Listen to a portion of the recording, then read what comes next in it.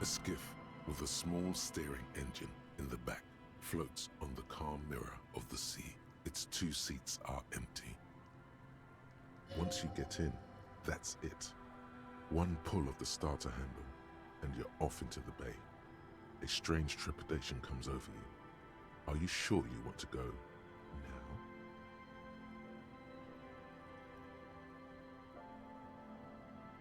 now? Remember what the net picker said. It's a small tank. You won't be going back and forth on this.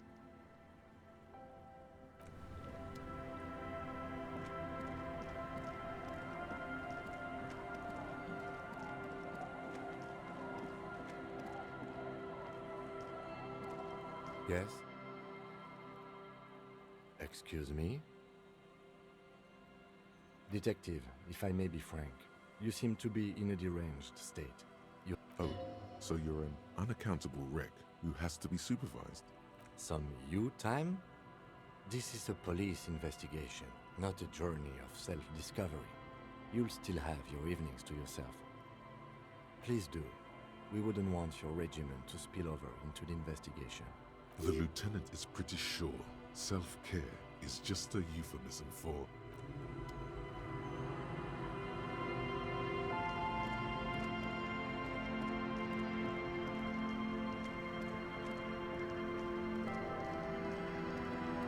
The skiff floats on the calm mirror of the sea. It's once you get... Remember what the net picker said. It's a small...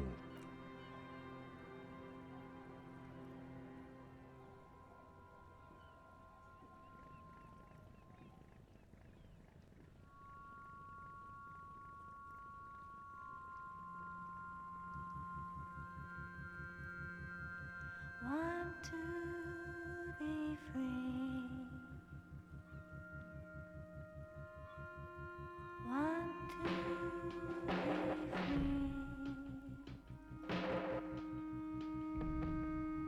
It will last forever.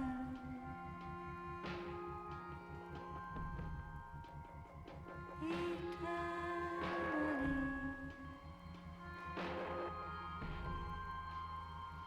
Want to be free. Want to be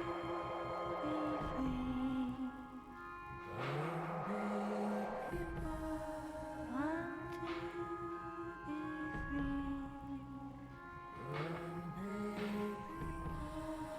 It will last forever. Want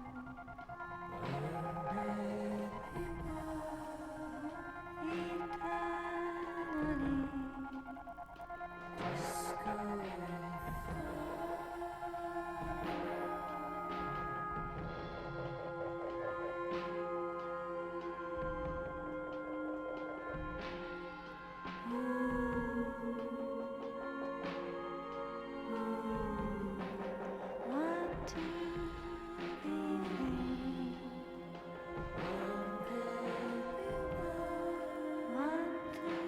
It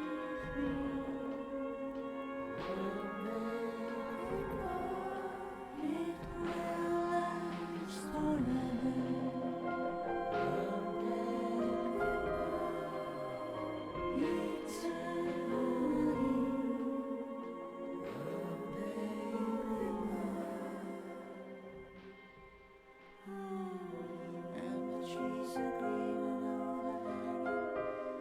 forever.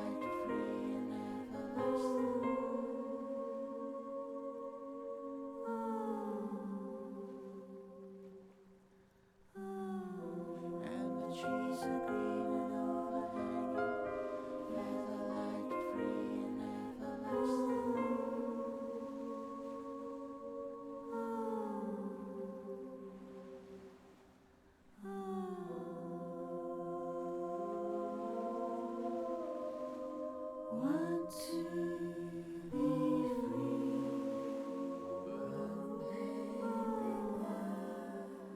be free.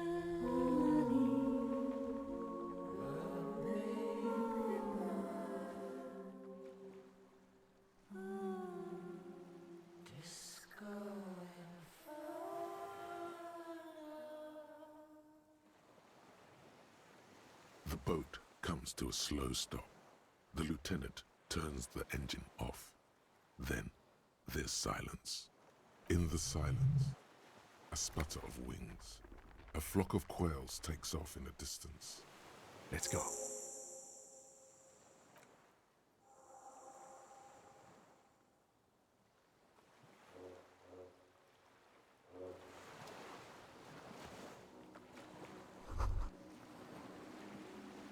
The chain trails off into the ocean, connecting the island to the supply depot on the coast.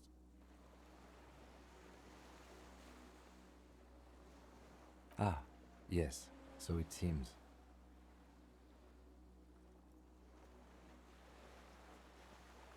For bringing munitions to the island, maybe? And supplies? You could also lock the bay when you raise the chain. As a defensive measure, lock it off that side of the bay. From enemies of the commune of Revachol. This sea fort was a revolutionary fortification, I believe. Technically, no, it doesn't. He's right.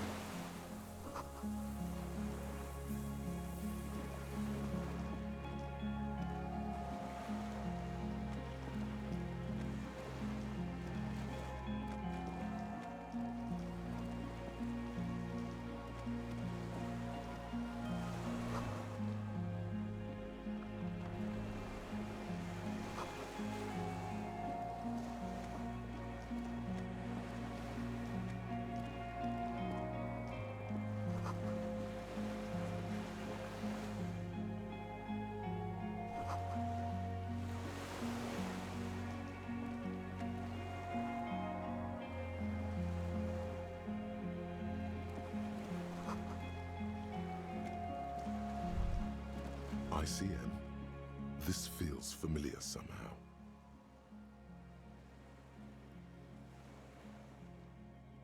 It does. The RCM may descend from the ICM. It's impossible to say. It was chaos after the war. The name was good for getting people to join us. Revachol West was mostly workers and criminals.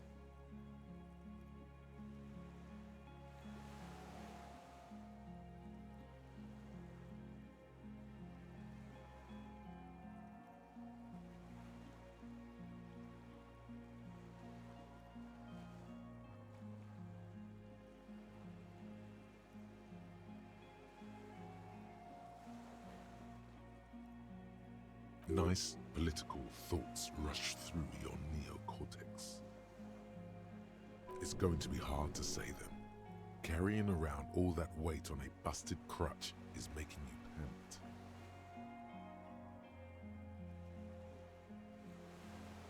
There were all sorts of groups and groupuscules back then. It doesn't really matter. No, an upside-down star. With its horns in the sky, the symbol of the commune.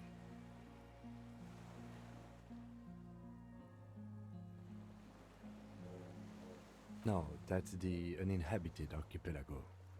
A DeLorean-era symbol of Insulinda, known as the face in the sea. After 44 years? That's not nearly enough to hide what happened here, Lieutenant Freighter. One of these barrels was still leaking fuel, as you saw. The city is full of things like this. Old bullets, guns, fuel. Insulindian Citizens Militia. It's the official name of the Communards Army, the black and white army of the Revolution. Sounds an awful lot like.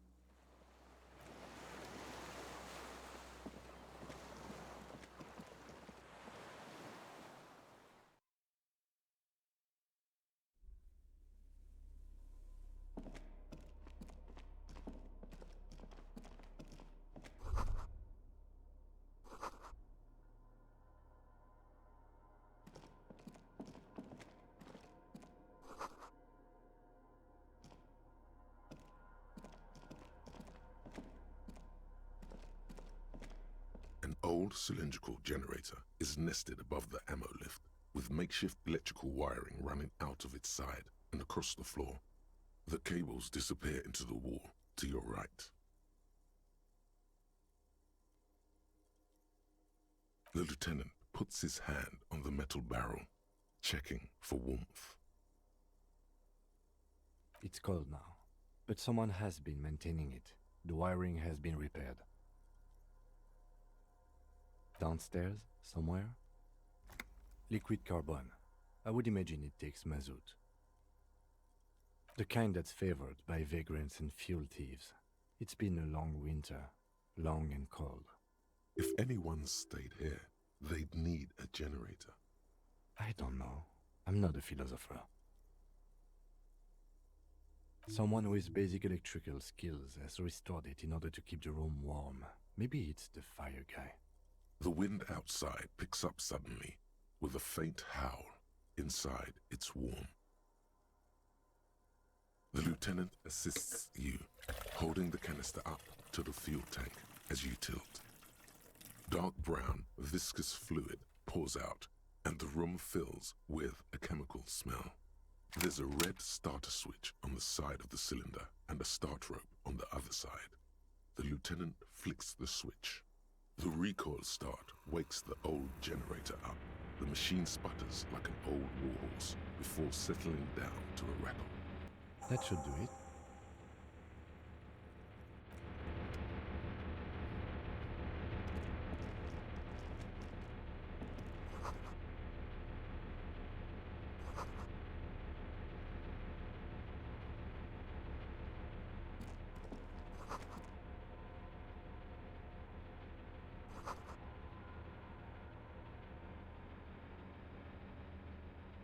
Books and magazines lie scattered on the floor and on a makeshift cupboard. They are not particularly well organized. Most are soft covers, serialized fantastique and detective stories from the 20s and 30s. This disparate digest includes the classic Animal Adventures, popular depictions of man versus nature by amateur naturalists T&T Harpin, husband and wife. Widely read by people from all walks of life. Who doesn't like nature? Who doesn't want to survive? Among what is mostly commercial fiction and serialized stories, you find a magazine cathodique for electrical engineering. Someone's made themselves a home.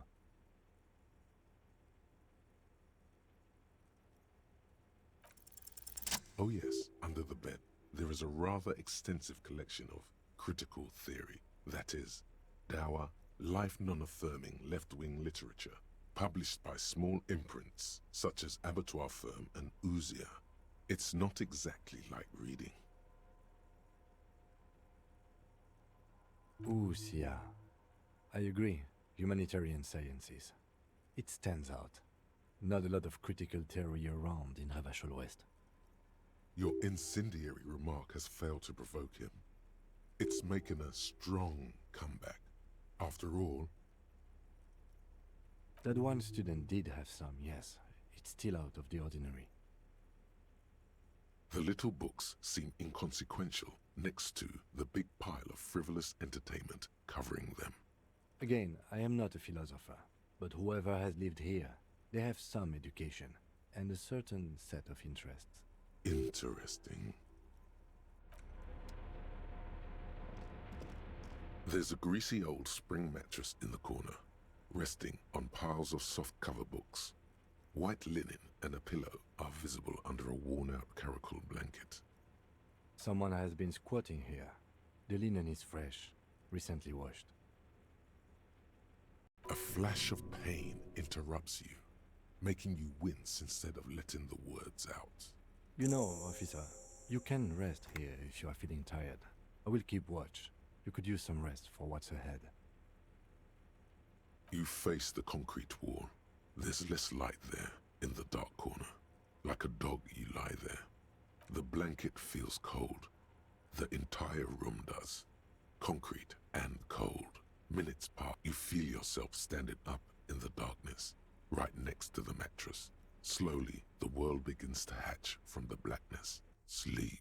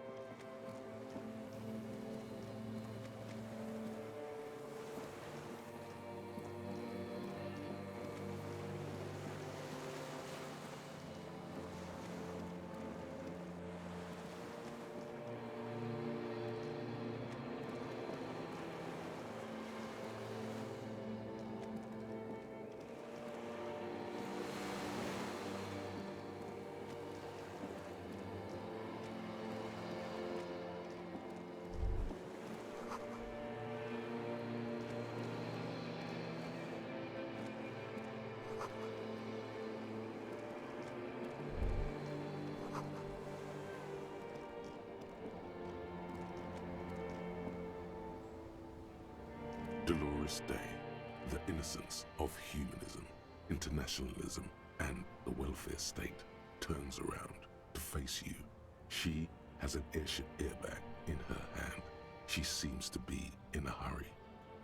Okay, don't say you need to talk right away.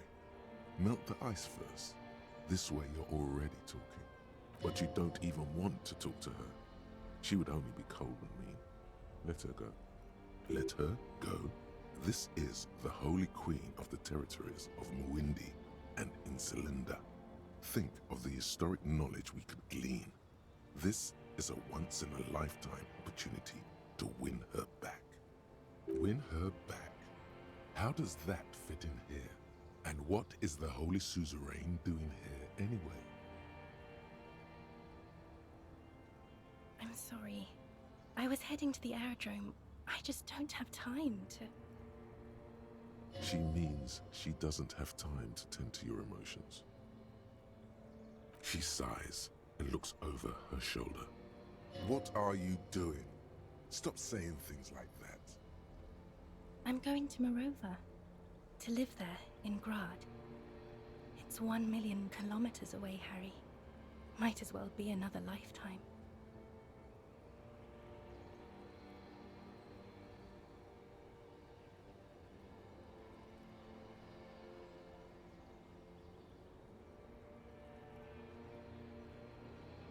Just my scepter, my globe cruciger, a spare silk gown, a toothbrush, travel documents, the crown of immortality. Oh, this. This is just a wreath. The crown of immortality is made of rarefied light, mana and raw palladium. It was passed on to me by the rulers of late antiquity. She looks at the suitcase, not knowing what more to say. Then, over her shoulder. Anyway. No, Harry. No. I don't want a massive, epic showdown. I want to go to the aerodrome. We don't have anything to talk about anymore. Every combination of words has been played out. The atoms don't form us anymore. Us. Our love. Our unborn daughters. It's all gone. I have to go to the aerodrome. I have to leave Ravachol and you. And you have to be alone. In hell. Forever. That's just the way it is.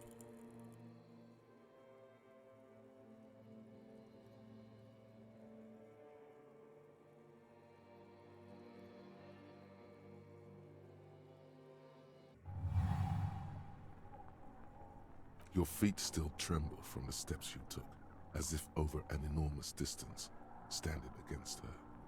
Her body close to you, radiating warm. She is not kissing you back.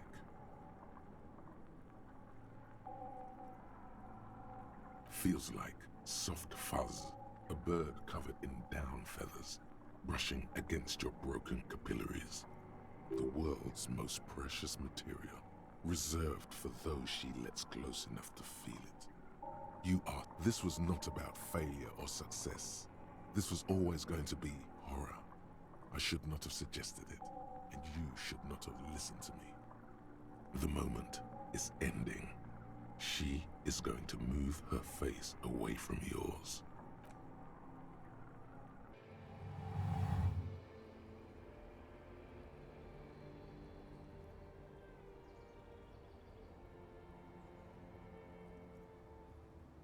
Trying hard not to look at you. When she withdrew and you held on to her hand, she tried not to look at your face and see the expression there. Brother, you should put me in front of a firing squad. I have no words for how I failed you. Why did you do that to yourself? You know I don't cheat, Harry. I never cheated on you. She breathes out heavily, as if something painful has passed through her, and shakes her head.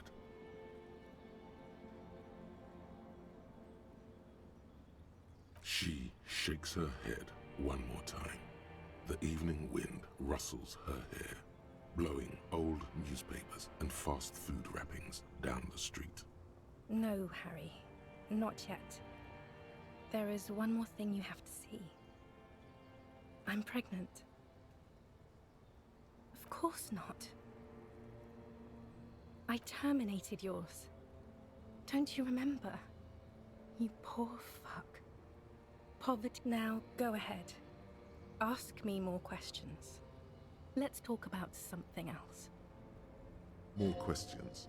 Ask more. No, don't say it. Don't beg. It will only make her go.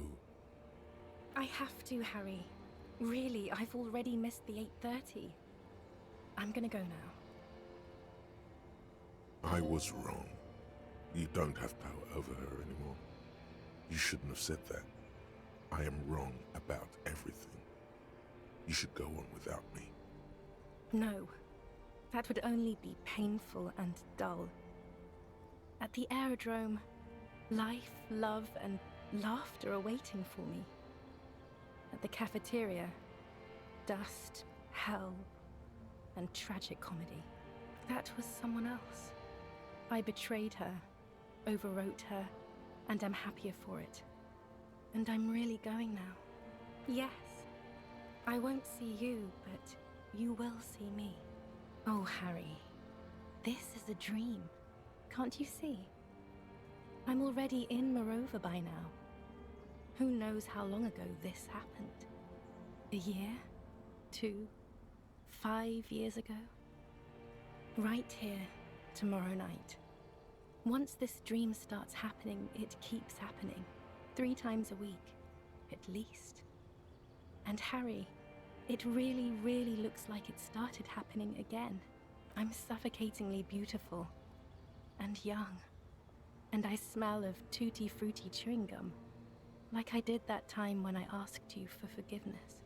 After leaving you the first time. So long ago. Oh yes, this is real darkness. It's not death, or war, or child molestation. Real darkness has love for a face. The first death is in the heart, Harry. See you tomorrow.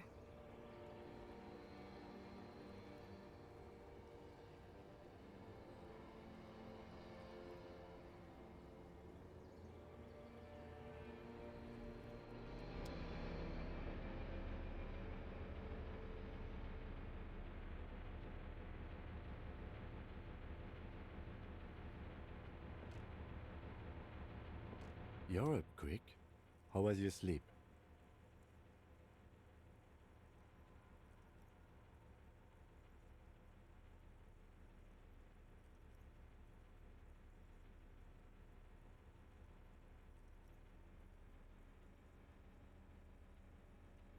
Of course. I was just thinking maybe you've torn your stitches. Are you ready to move on? Okay. He's still worried. You must have really thrashed and squealed in your sleep.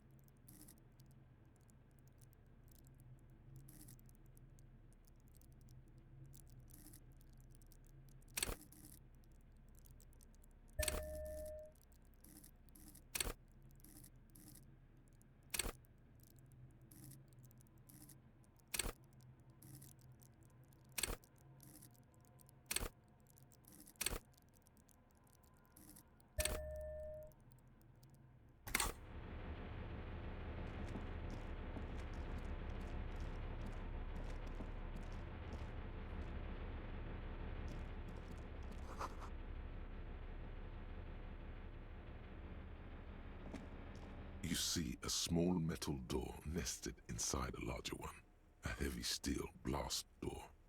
There is a conventional keyhole above the handle. It's very small. Another part of the island, probably. The lock looks like it could still be usable. Maybe this is one of the doors we don't open? He's right. It would be better to open its big brother. A powerful engine hangs under the ceiling. It must control the blast door. I think there's a console just southeast. Let's look around. Getting the blast door open seems like the best plan.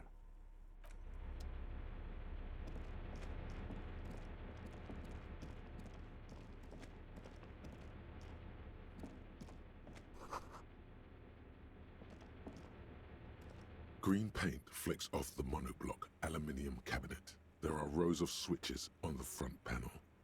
The console of an antique computation device. The generator upstairs, with wires coming out, they terminate here. I think, yes. Let's see. That one. The emergency open.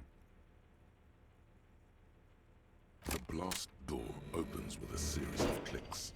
A shaft of light appears, then widens as the light shines in.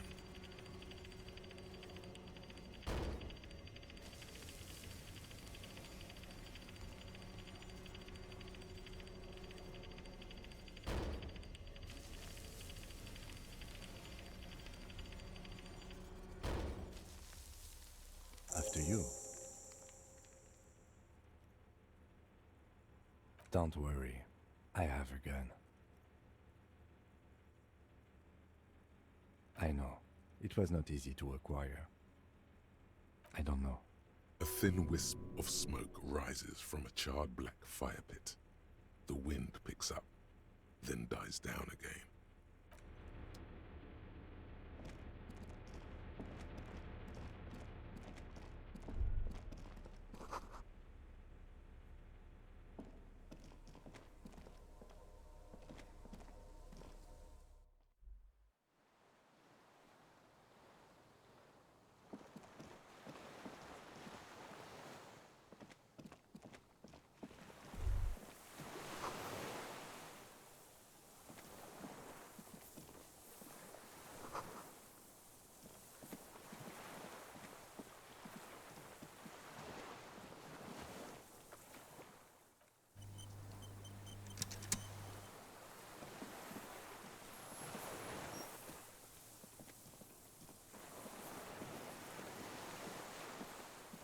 An old man, wearing tracksuit trousers, leans on the frame stock of his rifle.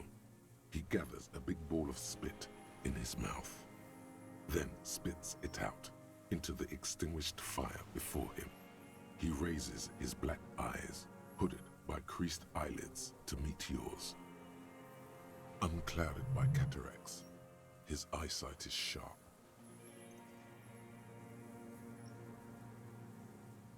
He's practically tearing up from spite. Hatred got the best of him a long time ago. This man hates everything. The what now? I can't hear you. I may have.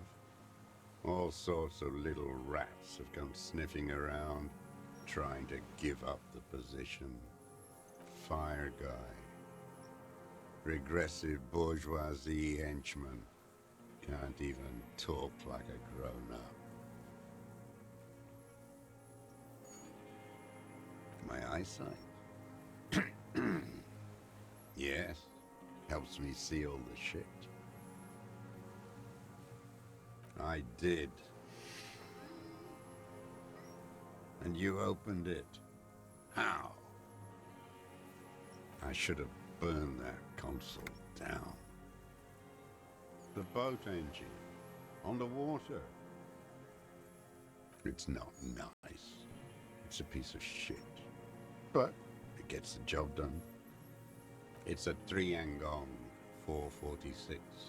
Southeast Samaran made. Exotic. Must be defunct too.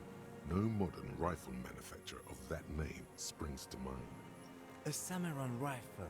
How did you get hold of one? It was sent to us by our brothers in the Signal commune. Military aid. You heard me. It's good now, like chalk, white from the ball.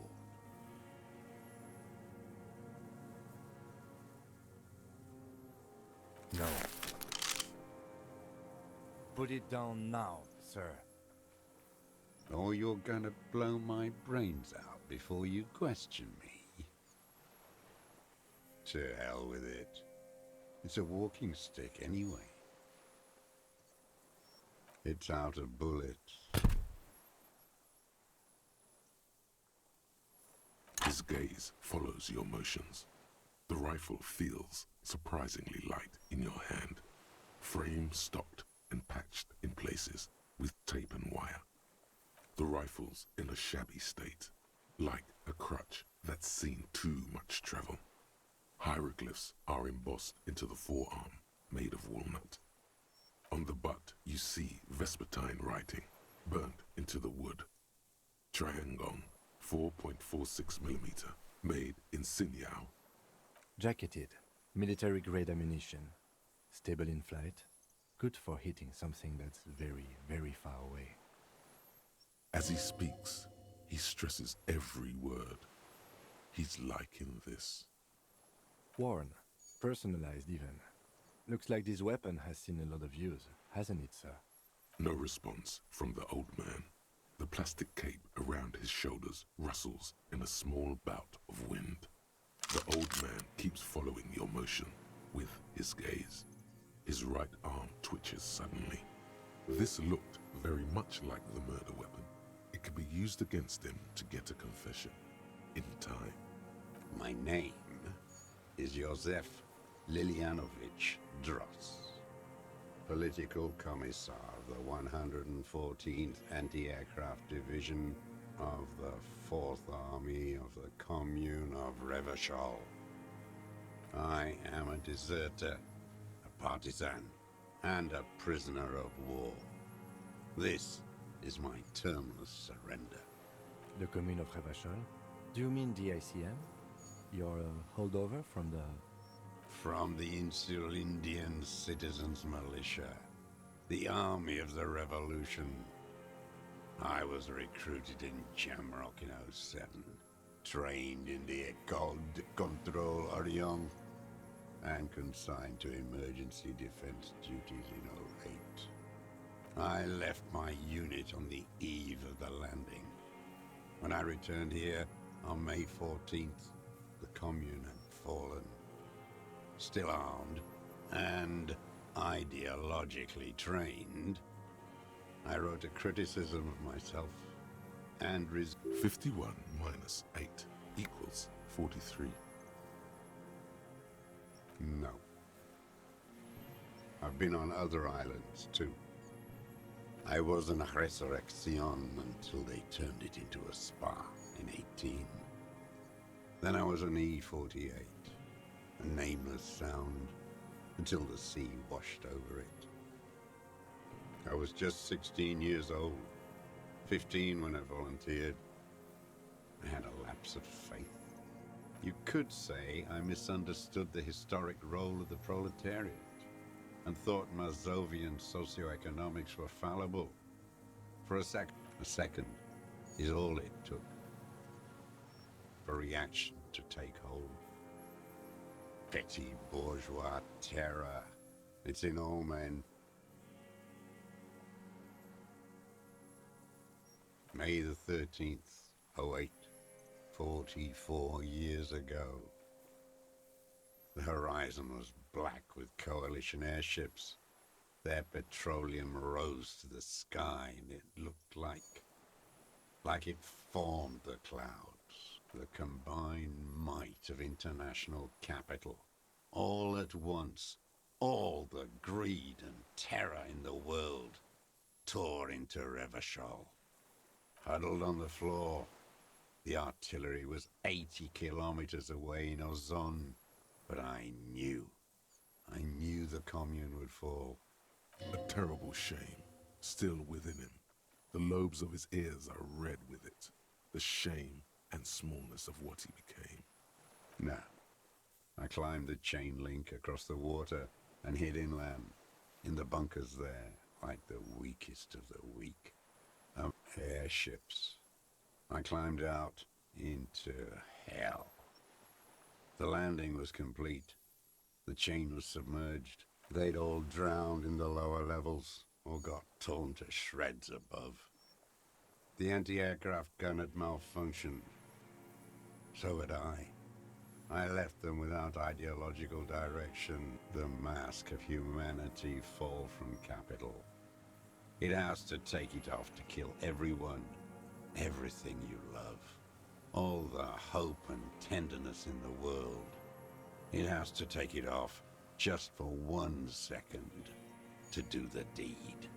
And then you see it, as it strangles and beats your friends to death. The sweetest, most courageous people in the world.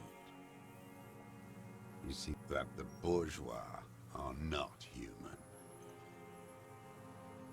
I had to fight it. I had to never stop.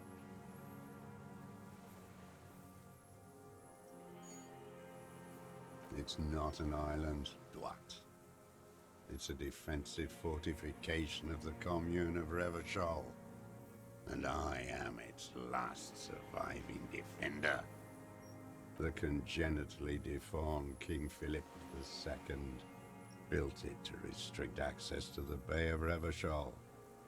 We captured it in '02, retrofitted the fort with an AA gun to defend against an airborne landing. Coalition military called it Operation Deathblow. I later found out on the radio they called it Deathblow. You're one of them. Tell me, who speaks like that? We had 50 million people on Caillou alone. Sure you are. You're RCM. Answer me. Who calls an operation against 50 million people Deathblow? You don't know. You haven't seen it. It's the black-eyed angel. How does anyone survive? I steal supplies, vegetables. I collect rainwater. It's the life of a dog, not a human being. How is your health, Mr. Dross? I've been throwing up blood since winter. Red, like beetroot. He does seem frail. Gaunt for his age. More like 75 than 65. Trouble putting on weight could mean cancer. The RCM can provide medical services. You need to be looked over. I need to die. You don't have medical facilities. You have guns. That's all they give you. Toy guns. I haven't. I have holes in my brain. Years missing. Others filled with pain only. I don't even know what. Inferno? No wonder. All your minds are rotting from the radio waves. I watched the traitors of this city turn the lights back on. More and more each year. Ruins glittering in the dark. It's disgusting. Are they not heartbroken? How could they have moved on? It was hard in the Thames. I didn't have partisan training. They were searching for stragglers, those bloodhounds. There were posters, campaigns. We communards still hoped, and they needed to snuff that hope out. The East capitulated. Martinez and Cold City were turned to dust. But Jamrock, Forburg, and others too. Some cordons of Revachol was still fighting. There were cells. I tried to contact them. At night, I used a dinghy. I only went after dark then. When I got to the city, I stayed underground. Patrols, you lot, the commons too. In the city, you move underground? From bunker to bunker. Not anymore. No one cares now. I don't even have to hide. They think I'm another antisocial vagrant. I could walk straight into that town if I wanted. I just So you finally found it. There must have been a small squadron's worth of arms in there. Elmer Graves, right? Useless now. Rusted away. So you've been there? Sleeping. Some nights. Ammo scrounging on others. Those McGraves were shit, even before they corroded. Some had bullets in the chamber, however. You feel the dots connecting. Little dots on the map he's walked across. The propaganda bunker. I used to, but not anymore. Propaganda bunker? They stored leaflets there. Broadcasting equipment, too. Made broadcasts, I think. Propaganda officers. I buried them with their leaflets. A lot of our boys did. I spent some winters there. Never liked it. Kept thinking of them. No need to go underground anymore. It's better in the ruins, on the ground. I don't want to. They're all traitors. Pigs, rabbits, and dogs. Men without ideals are only animals. He does not want to see life moving on. People forgetting, drinking, laughing. The old man looks across the water, at the city, the ruins, the motorways rising above it. You're with the RCM, the coalition-appointed mob that enforces bourgeois morals in Revachol.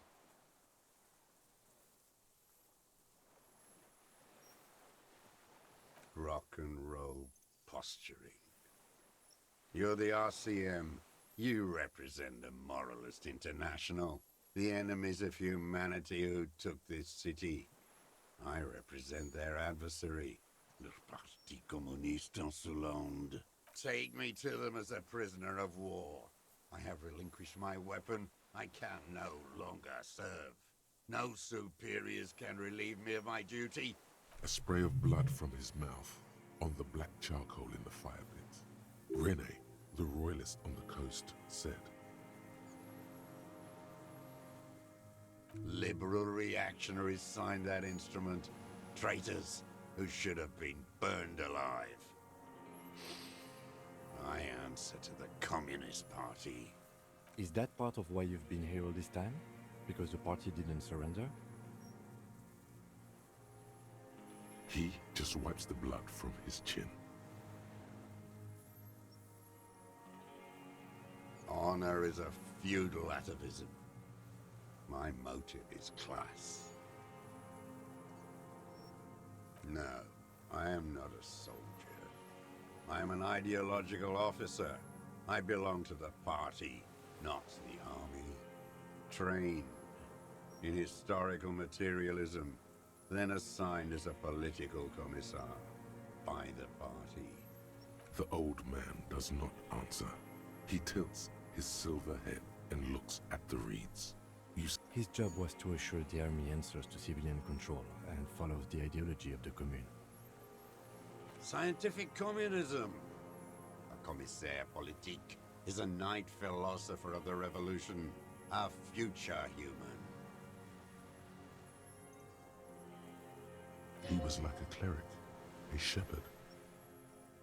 No, the opposite of that.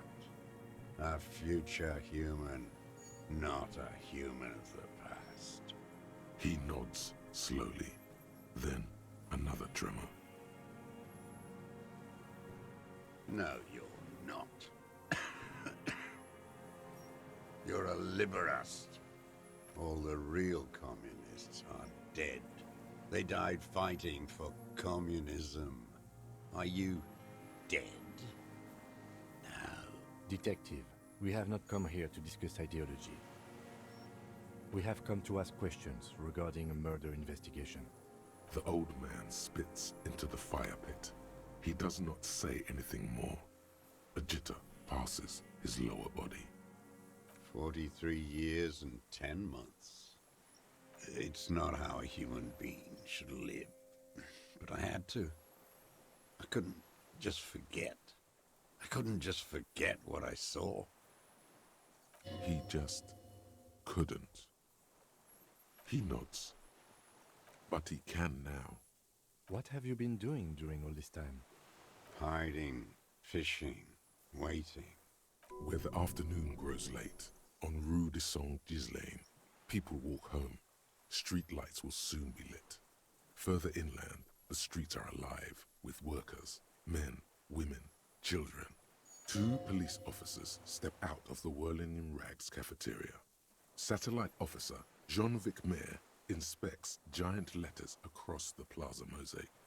Patrol officer Judith Minot points west. The fishing village. She glances at her watch. We meet in 15 minutes. It's a 10-minute walk.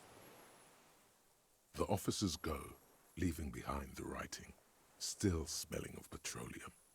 One day, it says, I will return to your side. Always waiting. For her to return. Her who? Girl, child, revolution. Always.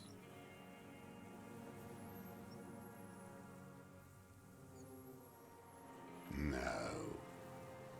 The material base for an uprising has eroded. The working class has betrayed mankind and themselves. The historic opportunity for a revolution has passed. So that's why he's the deserter. What can I do? There's nothing serious in this world.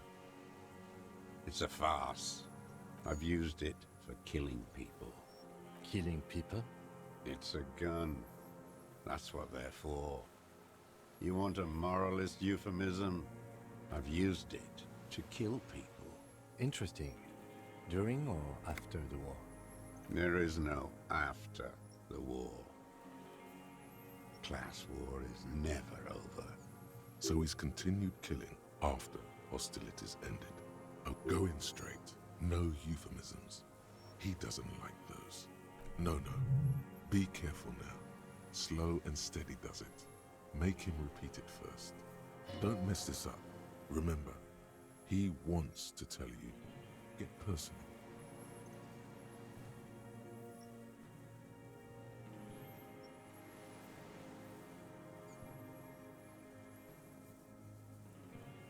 The who now?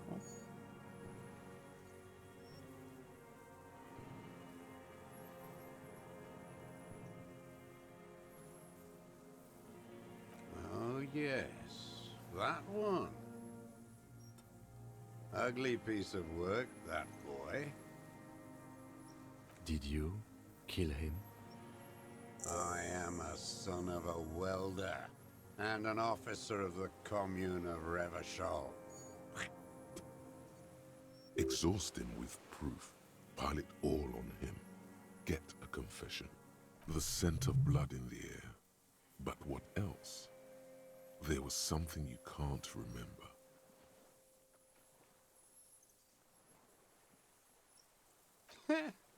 Not a lot of guns around that use military-grade ammunition, are there? It's a real gun, not like your little musketeer pistols. I've seen you prance around with those, jumping hoops for the liberals. You look like imbeciles. Why don't you ask them to give you real weapons? Going against automatic rifles with these toy guns. He would have a good view of the tribunal from here. It's not just empty boasting. So he saw you. Okay. So what? Don't let it divert you. You know what? You're right. I'm convinced this made the shot. Should we call it? Good.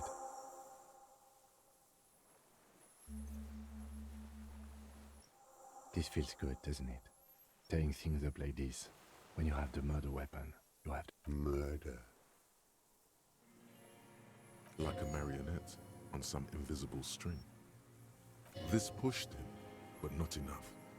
Just a little more. Wait, here it comes. The goddamn Maybells. The dried Maybells on Clausia's roof. There were Maybells in the grass when you got here, and Maybells on Clausia's balcony. Nothing else comes up. You see the lieutenant watch you, try to stimulate thought processes by him. Officer, a word? Almost where? Almost ready to bleed to death. No, come on. A word. Let's go. Honorable one, you have accumulated a substantial amount of honor points on your life path. You are a man most virtuous. Oh, the modesty on this one. Another 10 honor points for you. So you are on the fast track to becoming one of the rarest, most revered of all police officers, an honor cop. Living in the name of virtue and doing noble deeds while expecting nothing in return. Selflessness forms the basis for the warrior code, an ageless code, as fit for nomadic Ilmaran tribes traversing the vast red plateau in Provincia Gordi, as it is for your neighborhood postman.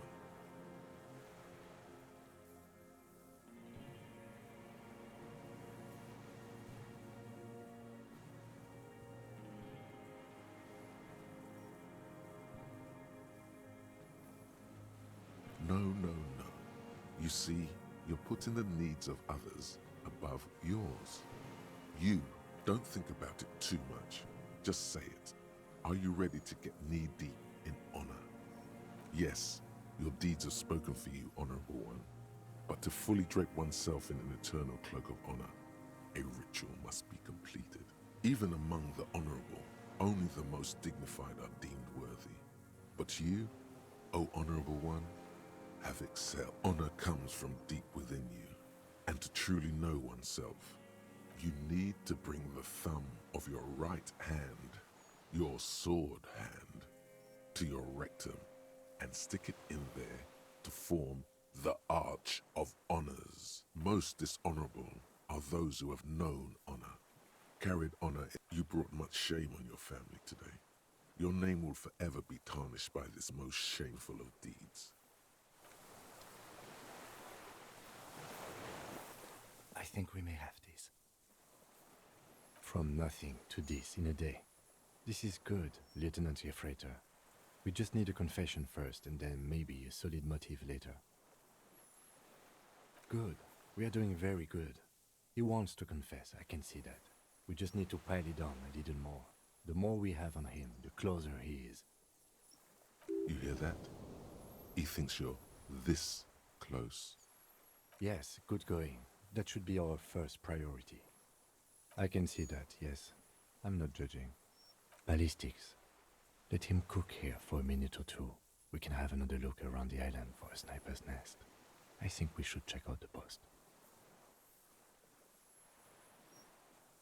It doesn't have to hold in court. Just establish a line of sight and he'll do the rest himself. Remember, he wants to tell us, but he doesn't want to help us. It needs to look like we already have everything. There is palpable excitement in his tone. He likes him for this. A lot. But there's something more, too. He thinks the deserter has more than just this case in him. 44 years here. Oh, yes. And he hasn't spoken to anybody in a long time. If we get him open, who knows what will pour out.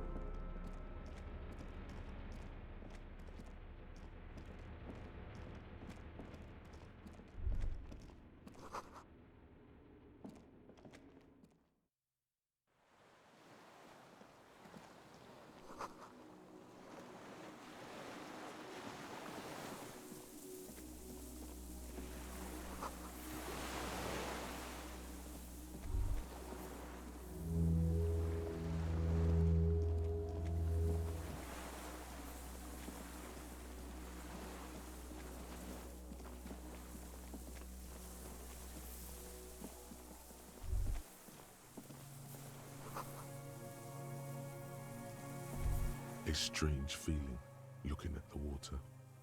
Maybe you should just wander off in.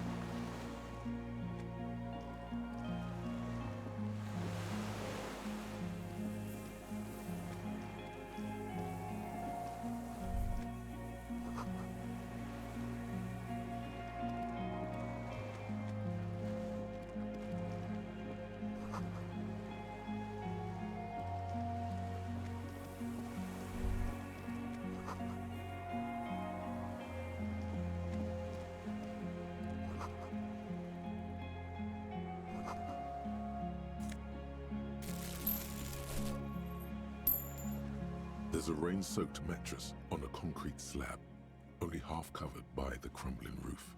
At the head of it, double embrasures, firing slits like two eyes in the wall. B triple prime. This looks like a good place to shoot from. A single-person mattress, modern, civilian use. Brand name, Marjorie. There's a fuel stain on the cover, along with cigarette burns. And an empty can of beans on the ground next to it, filled to the brim with cigarette butts. The silhouette of a tobacco picker adorns the paper filter, the brand Tio Moteri. Contemporary Revacholians prefer Juan, a local blend from the southern islands, or Astra, the legendary cigarette from Grad. Tio Moteri is favored by older men for its paper filter tips, sweet smell, and Yes, this guy gets around. there's a firing slit in the wall in front of you, like a little window. Quite old and grimy from years without cleaning by anything other than the rain. The springs screech as you lean on the mattress and crane your neck to look out. Trepidation, a tingling feeling in your stomach. A small piece of Martinez coastline opens up in the square in front of you, like a tiny landscape painting. 1 kilometer across the water, the ruins look familiar. A towering skyscraper, its top floors shaved off by artillery fire. Capeside apartments. Rue de Saint-Ghislain, 33A and 33B. The red chimney and collapsed back of the 4-story tenement in front of the Whirling in Rags, Rue de Saint-Ghislain, 10. The box-shaped silhouette of the Whirling in Rags. Its sloped roof, a tiny fleck of light catches your eye on the rooftop, sunlight reflecting off the upstairs window of Clausia's room. Do you have a line of sight to the window? I can see it. Through the scope of a rifle. The shooter would be prone, lying on the mattress, barrel resting on the embrasure. I think we have it. The origin of the shot. This is the sniper's nest. Affirmative. Why? We don't go everywhere in a 1,000-meter radius of the crime scene. That's not procedure. Don't beat yourself up, officer. We did not put guns in their hands or get them drunk. The lieutenant pauses. Regret comes over him. We will make up for it. Here, I feel it.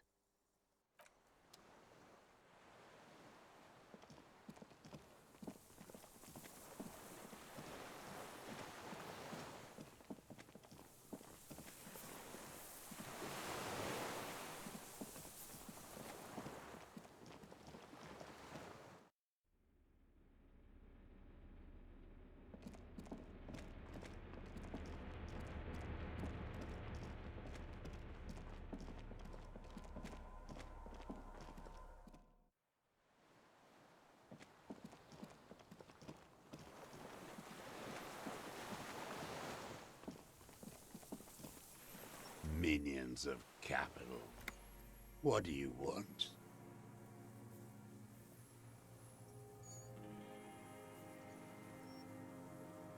Is what you plan to say. Before you can get past, you're under. The lieutenant interrupts you. Officer, are we sure? We could maybe get more. The old man looks at you, startled him. Maybe it was the silence. He quickly gathers himself. Still, what could he be afraid of? Petty bourgeois law. This is all you care about, right? A drop of blood in the saliva. That's right. Pile it all on him now. 3 should do it. Maybe 4. Damn Maybells. The whole island is turning white with them. He seems tender suddenly. Nostalgic even. A strange mood swing. So many this year, too. The spring is coming. No, it's already here. Wash the filth away. They blossom on the islets before we fertilize them with our blood. Resurrection was snow white in May before they ruined it. South, the Bay of Martinez is dotted with little freckles of islets, turning green. The coast, too, before they piled their containers on top of it, filled with broken, useless trash for fat-fingered bourgeois children to play with. You must get around a lot to stay undetected all these years. Do you know any secret paths? Pinball workshops? I may. Classier. He knows her, but hadn't heard the name.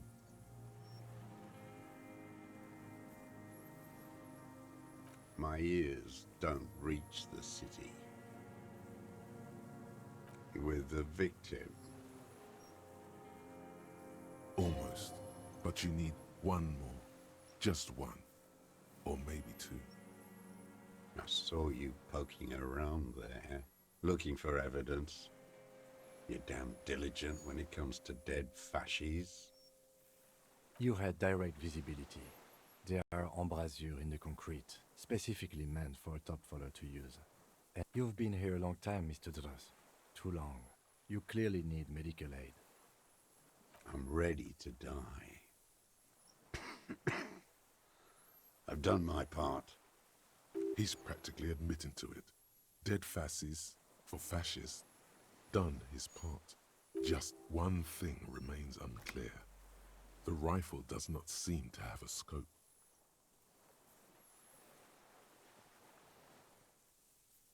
Forget about your stupid fucking scope. He lost it.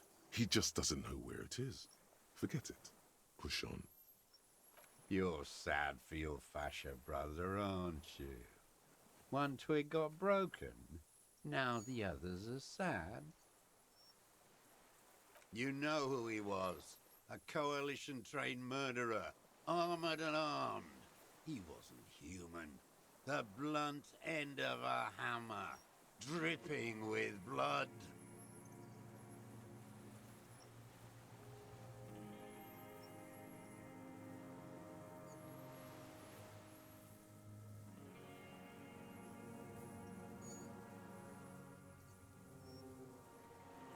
Beating us to the ground, moaning with joy. You hounds get so thorough when a company-trained killer dies. I haven't seen you on this coast for 40 years. You know, maybe I should have killed one sooner. Got your attention. Now you stop beating druggies and prostitutes in your basement. Now you come to investigate, not when they die by the hundreds. This is it. Shot him. Shot him. Say shot him, not killed him. Oh, the inhumanity. One paramilitary less in Revachol. The lieutenant raises his right arm to hush you. Hush. He does not need to be pushed anymore. The ball is rolling.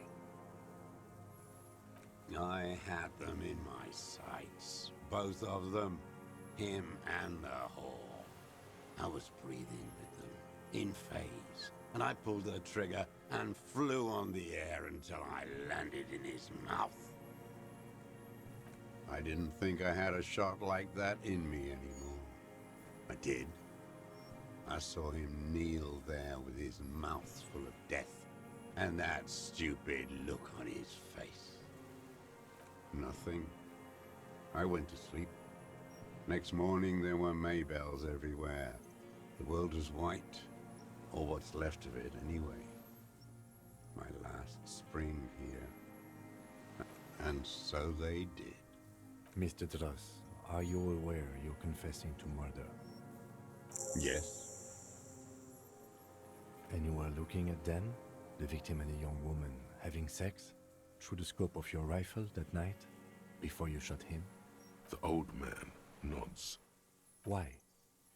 Because that's what they were doing. The motive. This is where the motive is going to come from. You can coax it out of him. The lieutenant's preparing the ground. I don't understand. Do you, detective?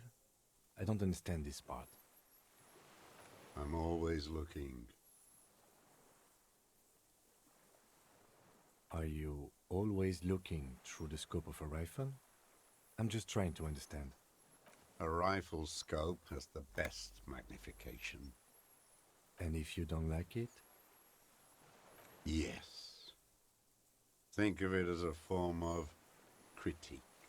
You got him going. Connect every little piece now. Wrap this up like a gift.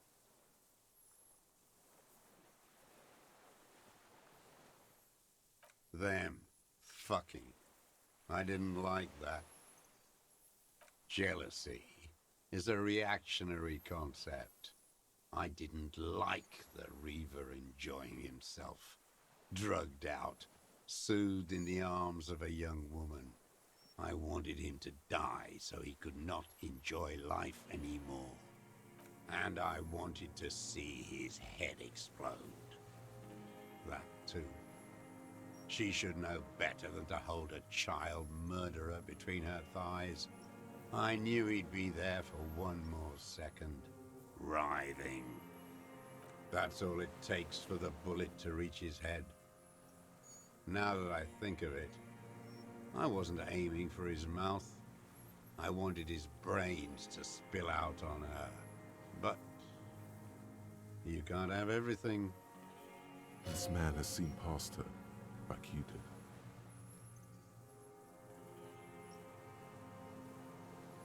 And now he longs to see her covered in blood, to punish her.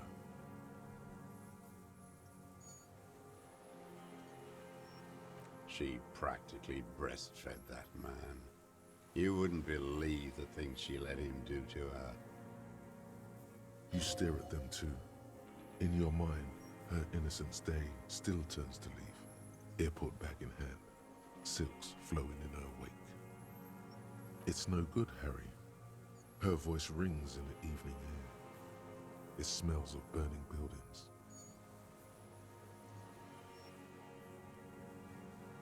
You're delusional.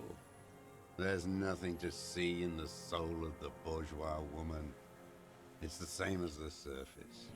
Sick hedonism and desperation. No one gives a shit what you think. You and your cronies kill 10 working-class men a day. I've heard the statistics on Channel 8. Since she came to Martinez, I saw her sneaking in the reeds early in the morning, behind the Fell building. It was dark, still winter. She didn't have a skimpy outfit on then, just a... Past the Fell building on the coast? What was she doing there? hiding something in the water. She had a fag after she'd done it. I was up in the ruins there. She couldn't see me, but I could see her, smoking. She was nervous, but not scared.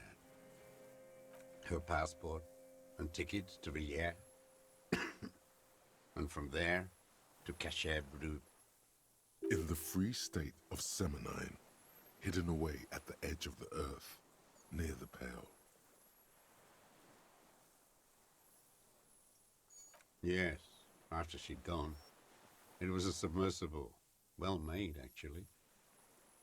Sloppy, we should have gotten her to tell us about this. Did you take the documents? No, I put them back. Why would I take them?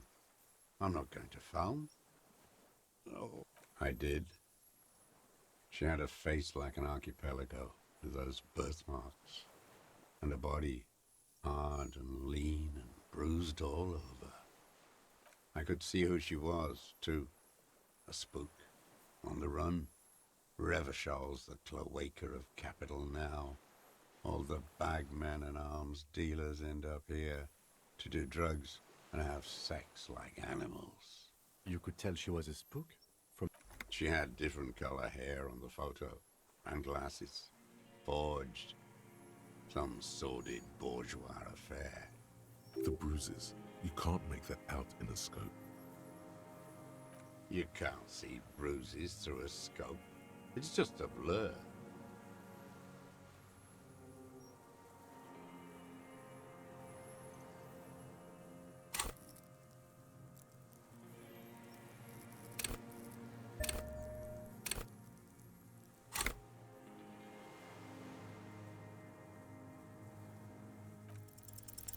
He must have climbed to the roof, maybe. I have my ways. You've been through the secret route behind the whirling in rags. I've been through all of Martinez, every nook and cranny. Thank God, the lieutenant is picking it up. But that Nook too? Yes, that too. The things they did in that little room. What she'd do to feel good. Funny, the way light works. You turn it on inside, and it gets so dark out, you can't see a man looking in. I learned that in the 20s, when they were still hunting me. I've seen people do some shit, but... Those two took the cake. You hear the familiar scribble of the lieutenant's pen. A quick glance at you. One more loose end down. We're doing this, detective. How did you get in there? The hidden pinball workshop. I can just walk in there now after a good wash. I told you, they think I'm an antisocial. Closing hour is a good time. The kitchen's empty. You had to open the steel door in the kitchen? How? I got that open a long time ago. Some bourgeois game merchant lived there. I don't know, 15 years ago. He left spare keys all over, and I took one. Then I saw her turn the light on one night in my scope. Andy found use for it. A spare key, like the one hanging behind the Union Box window.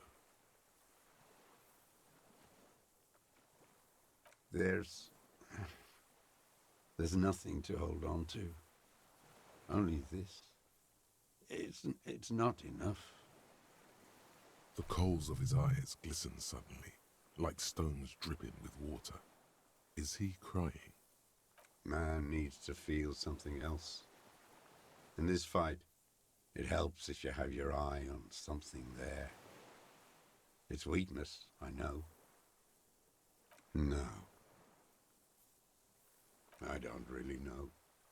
I was there one night and she was crying, like a child, in the corner of her room on the floor, like she does sometimes, the day after I killed him. Yes, I don't know why I do the things I do anymore. It's as if something put the thought there, to leave the flowers. Maybe. I told you, I have holes in my brain now. I wouldn't just sit here waiting for you. If you came 10 years ago, I would have killed you. In the silence, the lieutenant draws a line in his notes, then nods at you. One more down. Her. The lieutenant nods at you in acknowledgement. That's it. Motive. We have it. Where is she, that Clasier? I haven't seen her there for days. Gone. I knew it. She kept staring into the scope this last week at the island, like she knew. She'd look at night, crying or smoking on the roof, staring right into me. It doesn't matter. Midtown, across the Bay of Revachol, the oceanic wind washes 40-story towers. Above them, Lausanne Central Aerodrome. On the platform, a young woman is withdrawing from amphetamines, barbiturates, and alcohol. Yet still, she smiles among the crowd, among the great ghost of the city she's leaving.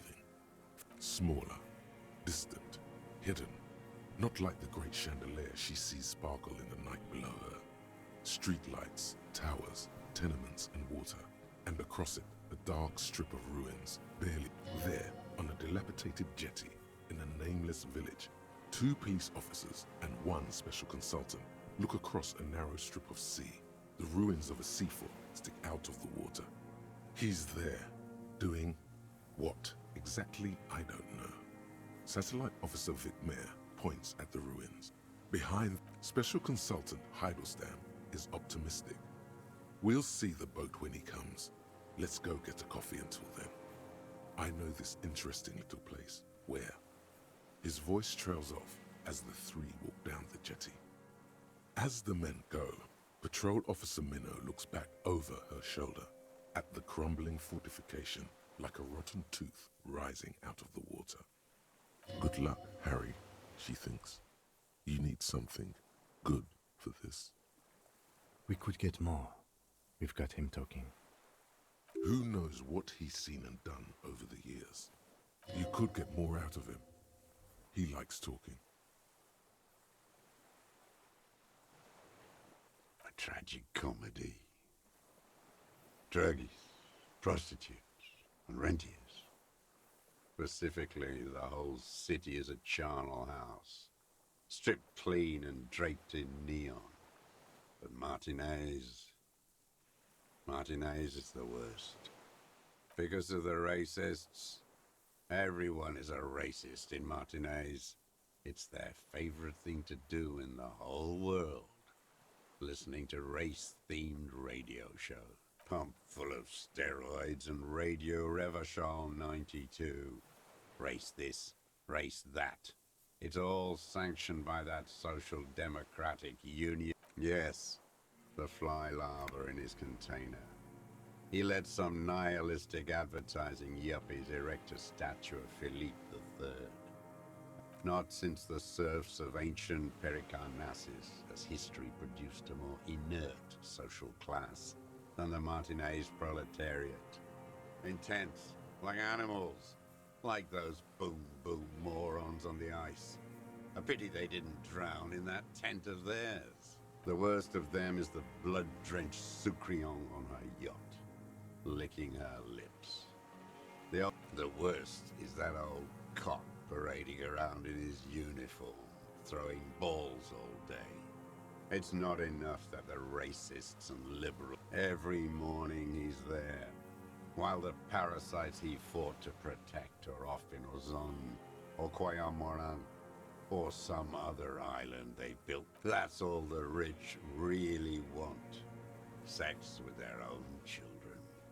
Throughout history, even the royal bloodline of the suzerain, it's all just an excuse for them. We did good when we pushed him under the horse car, until, in the 30s, There was something about a statue and nihilistic advertising agency people. Might be worth investigating. Ask about that cock on parade, too. Make sure you get everything here. Oh, Buzz.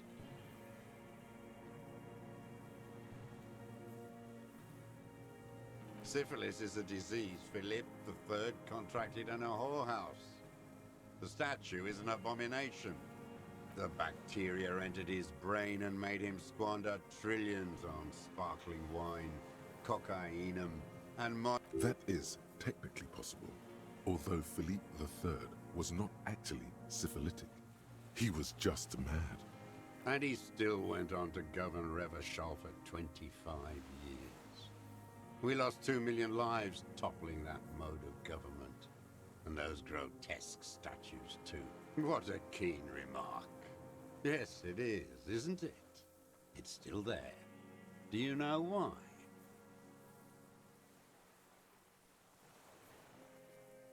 That's right. Some advertising cockroaches erected a cynical deconstruction of it. Art is a bourgeois establishment. It's an affront to humanity.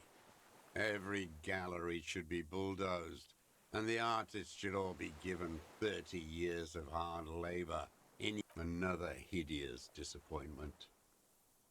Unions are the real enemy, the true enemy of the proletariat, placating the masses. Disappointment. So personal.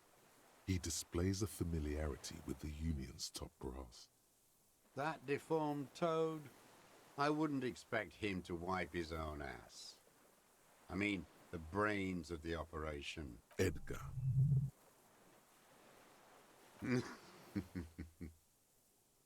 He talks a big game about uprising and social base.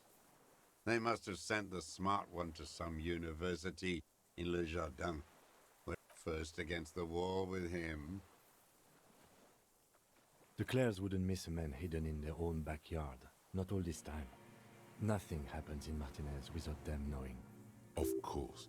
Maybe the Clears asked him to. Don't go straight for the kill. Exhaust everything else first. Soften him up. I haven't approached anyone. I hid. It was Edgar who came to me. How did he know you were here? He didn't just stumble in like an oaf. He figured it out. Some kids told him about a monster on the island. I told you, he has brains. Stepped right off the boat and walked down where you came. I even kept the door open for him. Thought he was a man of the left. Wouldn't rat me out. I was right about one of those things. 20 years ago, neither of them could walk now, could they? They were less fat then. That's around the time the Clears came to power. Edgar did the talking. Paid his respects like I were a fossil in a uniform. Offered platitudes about the struggle. Never trust a social democrat who quotes Marzoff. Oh, and charity too. They love their charity. Offered me blankets and social housing. Let me be here. The ZOC is an unlawful successor of the Commune of Revachol. We took this fortification from the Loyalists. They let him be here. Understanding was a courtesy. But why such a courtesy? You know why I killed that fucker, Dwat. As to Edgar, I'm not doing anything for that swine again. Again? What have you done for Edgar before? Tried teaching him some Marzovian socioeconomics. They didn't stick. We parted ways. Okay, he didn't do the hang the man for them. But he's insinuating something. The connection comes to you like a splash of cold water. Dark, cold water. Hey. He acknowledges it. Here we go.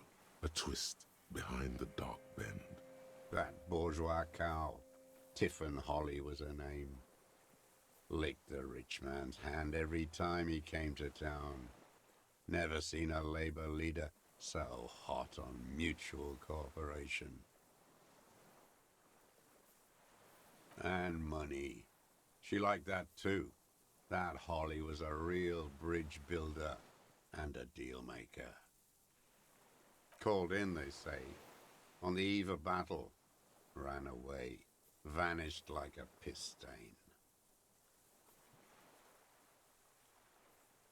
No, that's not quite it, is it? Did she? They say her daughter called in, not her personally. But that wasn't really her daughter, was it? No, I guess it was not. She couldn't make the call herself. Here it is, the bend in the river. Because she was dead. Just say nothing. The cow caught a bullet in her right lung. Fell into the canal grasping her tit and drowned. Or bled? Hard to say. It was a sloppy job. And a moving target. She was going home, waddling, dressed in yellow, drunk like she often was. The ruins are black around her. She's heading home to Grand Couronne or Betancourt, someplace like that, where they build those new bâtiments for the people who flourish in the hell around her. Someone shot her, or maybe the cow just fell. My memory is full of holes. All I know is nothing changed. Not in the material base, not in the hegemony. There was no uprising, just words. The Union fizzled. Edgar didn't keep his part of the deal. If you were to testify to this, give the RCM something on Edgar, you could walk. We would strike everything you've done and process you as a POW. You were in a war. You were on assignment. A degenerate worker state. Go shit. No, thank you. I'm Revacholian. My days are short. I saw it happen, and I liked it. That's all I have to say. I didn't live and fight. Everyone is a blobber in this world. Everyone betrays everyone. They're all already locked up for betrayal. The best ones, the ones with heart, were slaughtered, trampled. The same old freezing hatred. There is plenty here to work with once he's in custody, and the lieutenant knows it. He gives you a little nod to proceed.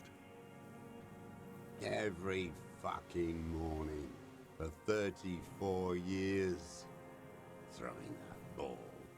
One royalist ghouls played like it was life itself. Click, clack across the water each day. And that uniform, like a parrot pluming. I remember him from La Noce. Not him personally, his make and model. There were tens of thousands of them. That one.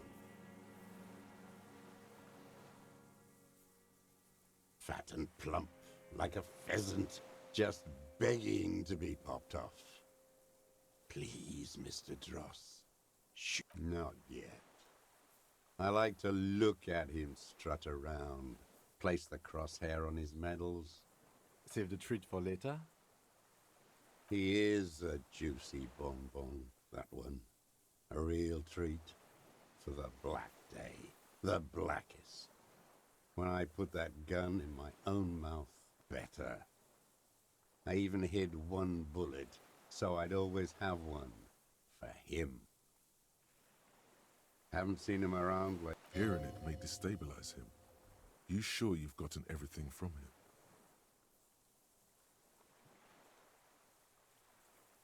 him? Yes, of course. Must be passing a kidney stone. I hope it's excruciating. At least it keeps him from throwing his balls. He seems relieved. Could he have been worried for him?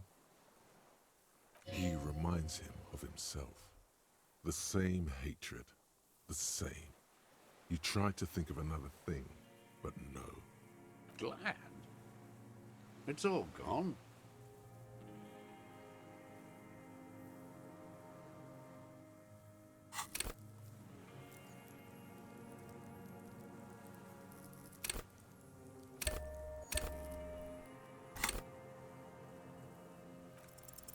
For a 60-year-old man with stomach trouble, who spent spent his entire life alone on an uninhabited island.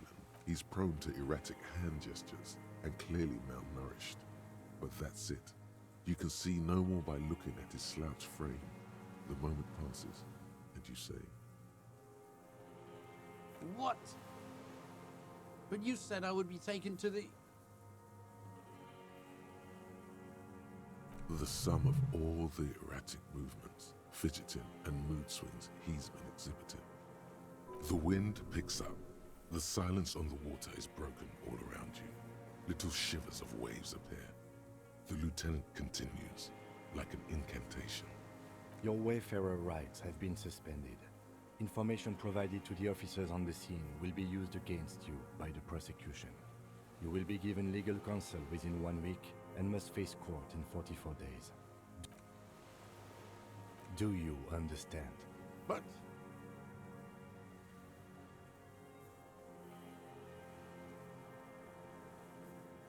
No, I don't want to. I have to stay here. He's sweating. Beads are forming on his forehead. Your confirmation is not required, sir. Now on to the boat. You thought you heard something, but it's just the reeds. Maybe we could all fit in there. Actually, no. Not really. We could escort him to the pier, then either one of us can take him inland while the other stays here, but... But then, who watches him while you're coming back here? You come back for me? How about I go and send a boat back for you? What is this farce? This is a fucking farce. I can't. Lillian, you could ask her maybe. This is no harmless old man. This fucking world. This world. What is this?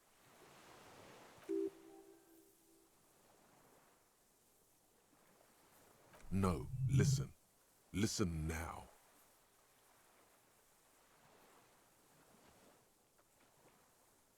No, it would take a whole day on this island. You go and transport the prisoner.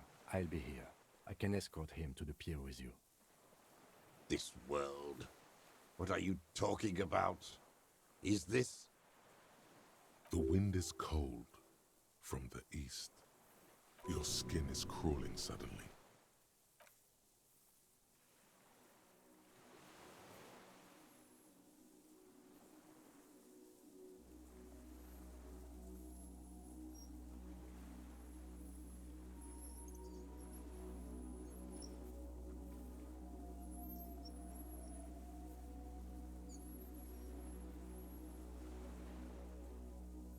A delicate tangle of arms and legs unfolds from the reeds, limb by limb, to then just stand there, moving its scythe-like arms in ghostly silence. It's still there, an unfolding mechanism of reed-like chitin, hovering in place. What are you talking about? There's nothing there. The stick insect is over 3 meters tall. It looks straight at you with its tiny pinprick eyes and its grotesquely small head.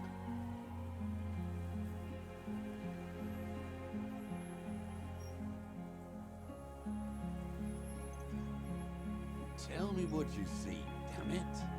I can't make out one small thing in the reeds. I can see it. 4 simple words, thank God. If he can see, then you're not insane. But that means it's really there, spinning slowly, in absolute silence, its limbs long and slender. Be very, very careful. Hear that? Magnesium. That's what you're lacking. The lack of magnesium has you... The creature stands on long stilt-like legs, antennae hanging from his head like a woman's hair, white and curled at the tips. It is no more than 5 steps away from you. Reed-like tufts stick out of its joints. As the insect moves its forearms, it produces a faint hiss, like a reel-to-reel machine spinning after the tape breaks.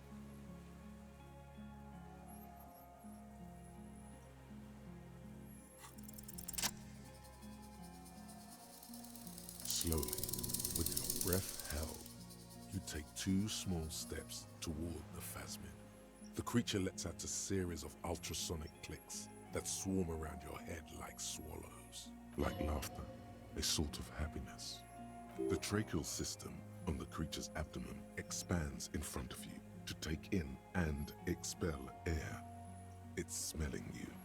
Hissing and clicking, it extends its mandible-like antennae to greet you. You're right below it now, looking up at the colossal chitin of its white limbs. The head of the creature is crowned by reeds, and its eyes are like small droplets of water. No reply. A total ancient silence comes from its mouth, along with what appears to be some kind of foam. You were right. Little bubbles form on the mouth parts of the creature, on its segmented lower lip. It looks to be foaming slowly. The foam is white, then yellowish. The invertebrate stops, raising its scythe-like arms and tilting its tiny head, formed from the fused plates around its mouth. For a second, the effigy is frozen. Then it nudges back into motion with a clip. I exist.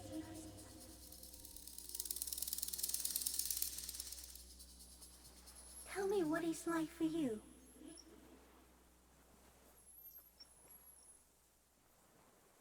Yes, holy is the Lord of hosts, and all the earth is filled with his glory. Now, I will tell you what it's like for me.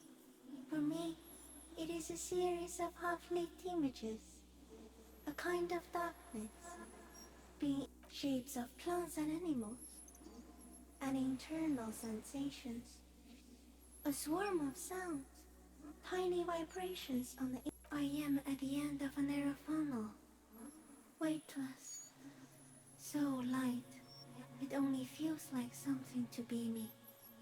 In truth, perhaps I'm nothing. Few of us can begin to imagine the horror of you, with all of creation reflected in your forebrain. It must be like the highest of hells, even when you're sleeping, and when you wake, you carry it around on your neck, with eyes open that cannot help but swallow more behind the mirror. That must be incredibly hard. The Arthropods are in silent and meaningless awe of you. Know that we're watching, and when you fall, we will come to raise you up. But from you, banner-like. In honor of your shit, Lieutenant Efrater, which you kept together in the face of total unrelenting terror, day after day. Detective arriving on the scene.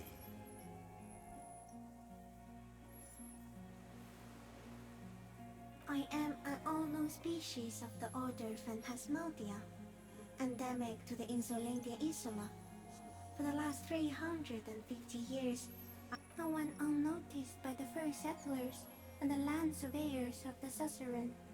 Also, by the soldiers of the Revolution, I have stayed hidden through 4 forms of government and 2 scientific revolutions, until I was accidentally discovered by a detective of the citizen militia in Revershaw, district of Martinez, March 51. Not even the birds know that. Not even the water lily. You can also eat it. If it's a leaf, you can put it in your mouth. Yum yum. Wait, so... Yes, of course, the 3 meters tall stick insect would be offended. No, you're awake. I am real. Light is forming me. So am I. I was born to detect sucrose rewards and semiochemicals. What were you born to detect? Peace in a bad state, deteriorating fast now.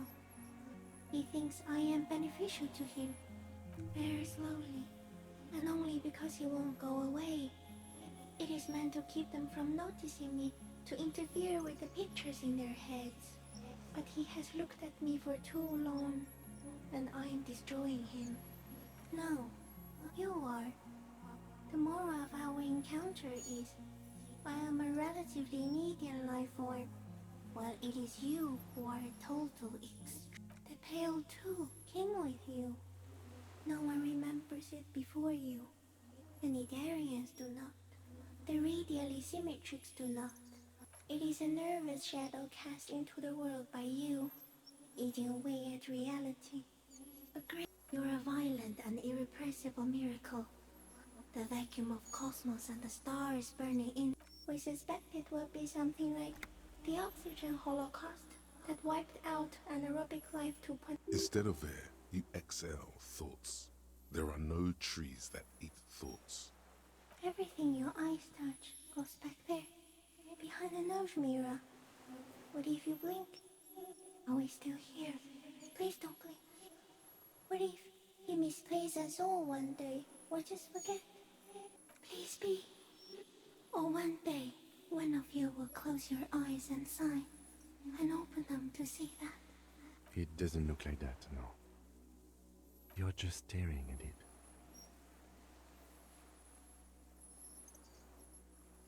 I think we should take the picture, and then you should back away from the unstudied species. No, there is one more. Thank you. I also have one more thing to say to you. That woman, turn from the ruin. Turn and go forward. Do it for the working class.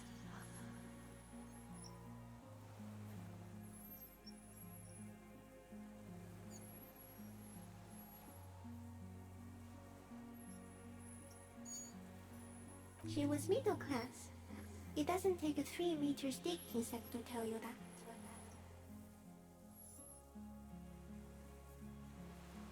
The insect stops its stridulation, seeming to observe you. Below its crown of reeds, little pinprick eyes detect motion. Suddenly, there is silence. As you do, the invertebrate comes to life, its limbs moving independent of each other, as if each has a mind praying to you. The reed creature does not stop its stridulations. It towers above you, parting the reeds it emerged from. Tuft-like structures still rustle on its joints. Maybe it is real, the pheromone. About now, he is ready to believe in anything. The insect's head is crowned with reed-like scales, the shape of seed heads, breathing you in, your sour, greasy semiochemicals on the breeze. Okay. There is no change in the insect's motion while it's being aimed by the camera. It remains fixated on you. In 3. If it moves, you jump back. I'll shoot. Here we go. 3, 2, 1. The shrill flash of the camera cuts the air like the blade of a sword. The phasmid freezes in its bright light. Head turned toward the lieutenant. I got it. For all time. The limb before you is incredibly light, like eggshell. It's much lighter than a reed. Warning! A small shudder passes the creature's arm. High above you, its black pearl eyes still glisten. There is some kind of countdown happening as it slowly processes the stimulus overloaded it. It's passing like an extended moment or a gallstone.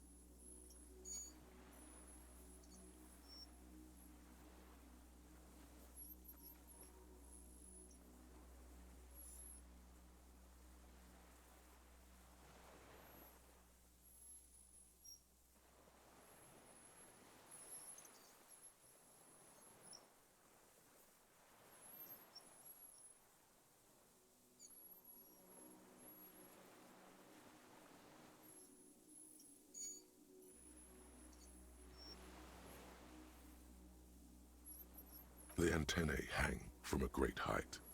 With your hand shaking, you barely touch the tip of the left whisker. On contact, the chitin curls into a spiral, like the tip of a poison ivy. Its touch on your fingertip feels cold, ticklish. It is surprisingly delicate, the curly end of the whisker, like a young vine. Be careful, detective. It's moving.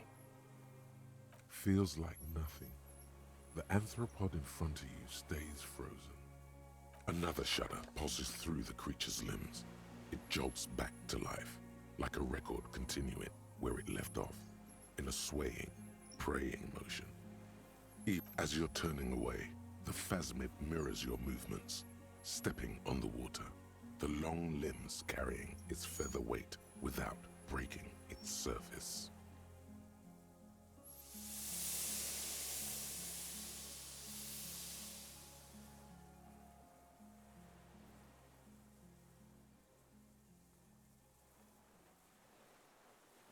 And just like that, it's gone, skating away across the sea's calm mirror like a skipping stone, leaving nothing but circles on the water.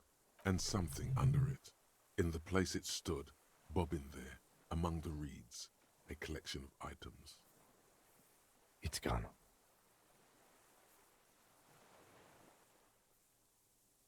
Apparently, yes, like a water strider. Only, I've never seen anything like that in my life. Looks like a nest of some sort. We should have a look. What now? In some kind of strange, semi-catatonic state.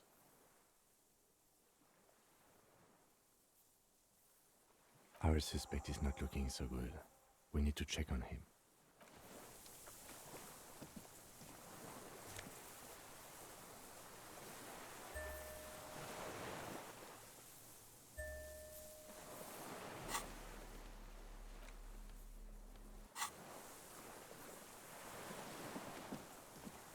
What is it? What do you want from me? I can't go. Something is very wrong with him now. See? Mr. Dras? The man does not respond. He keeps staring, black eyes glazed over and bulging from their sockets, his gap-toothed mouth shaking, with fear and longing. The plastic cape feels coarse. A light shiver passes the man. Other than that, no reaction. He feels small and frail. He's going into some kind of psychomotor immobility. The good news is, this solves our transportation problem, doesn't it, Mr. Dras? The trembling mouth appears to sigh. Between this and the broken tire he's used for a boat, I think it's safe to leave him here, while we go and get help. It will need to be medical first, I'm afraid. Old age and shock. Yes, the arrest and the appearance of the phasmid, the combined stress. But you think it's something more than that, don't you?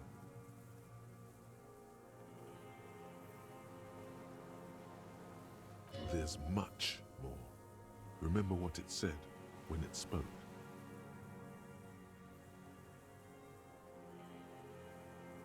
That could be part of the shock.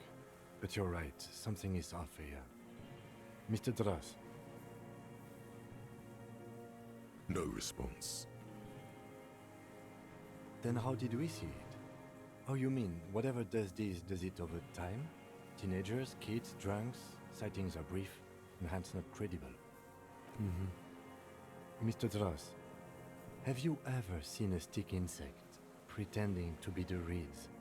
The doctors will have to look at this. I hope your station has better medical personnel than 57. This is a little advanced for a nurse. You should be more careful, detective. Are you sure it wasn't having an effect on you? Are you sure? You were looking at it for a long time, almost as if you were hypnotized. Were you hypnotized? A valid hunch. Long-term exposure to something like that could be neurodegenerative.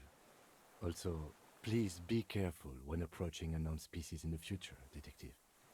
He did seem distressed when it finally came to arresting him, like he didn't want to leave this place, and the insect maybe.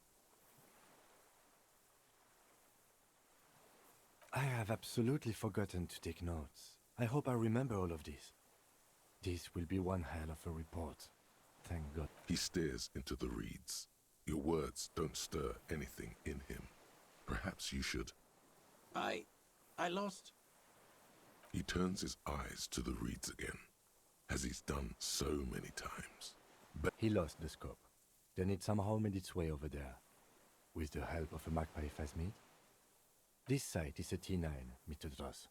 Was it attached to the rifle when you made the shot? silence, not even a sigh. You've gotten all you will out of this poor being. Nothing, just dull staring, not even rage left, wherever he is. If Kuno kicked it into the sea, as he said he did, the ebb would put it back here. This makes sense. Mr. Dross could have picked it up. Or the phasmid even. If it did, this is incredible. The plastic cape flaps around his face in a gust of wind. His back is slouched and his mouth open. We should think about getting back to the mainland. To get help. He'll be safe here, if we don't take too long.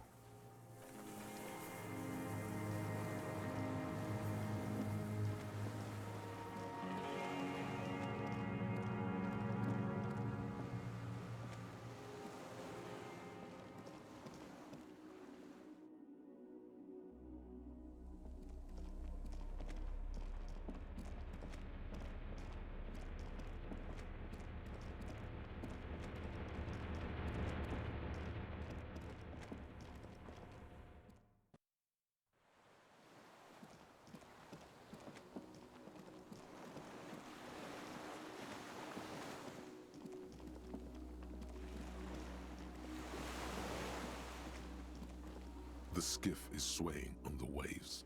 Let's. We are done here. The skiff rocks gently under your weight as you get in. The ride back is uneventful and quiet. But for the sound of conversation on the water, there is someone inland waiting for you. Two men and a woman stand on the concrete square of a nameless village, looking at a small yellow boat as it draws closer. The sea is calm. You reach the jetty and climb out of the skiff.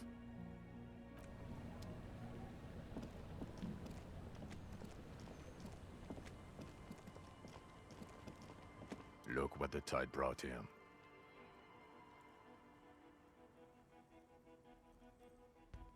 Harry, you're bleeding all over the place. You're half dead. Whatever this is, it is completely unimportant compared to what you've just seen. This is the man with sunglasses from the Whirling in Rags. But where are his sunglasses? That's right. And you're bleeding.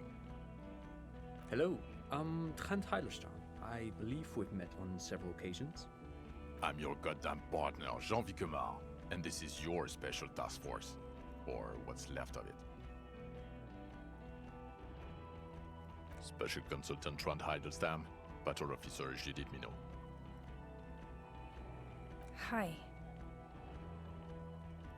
We've come to scrape what's left of you off the pavement. Lieutenant Kim Kisuragi, Prison 57. We've just come from the island, where our investigation led us. The scene is making even him feel as though he has to justify your actions. We might need your help with something later. As if he recalled that he's in fact a decorated police lieutenant and not a naughty boy. But this is clearly a departmental matter, so I'm going to leave you to discuss it among yourselves.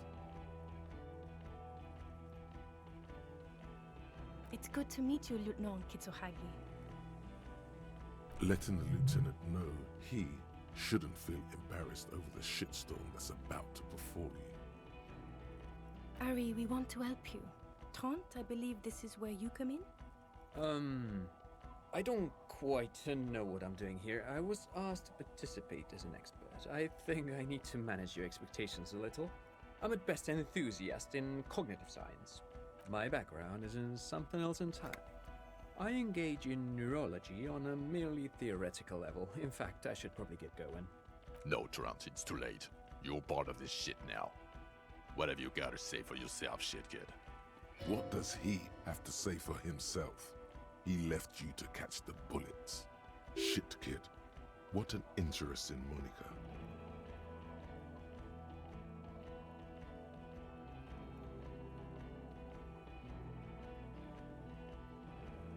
Yeah, Major Crimes Unit, under Lieutenant Dubois and Vicomar. Ring any bells?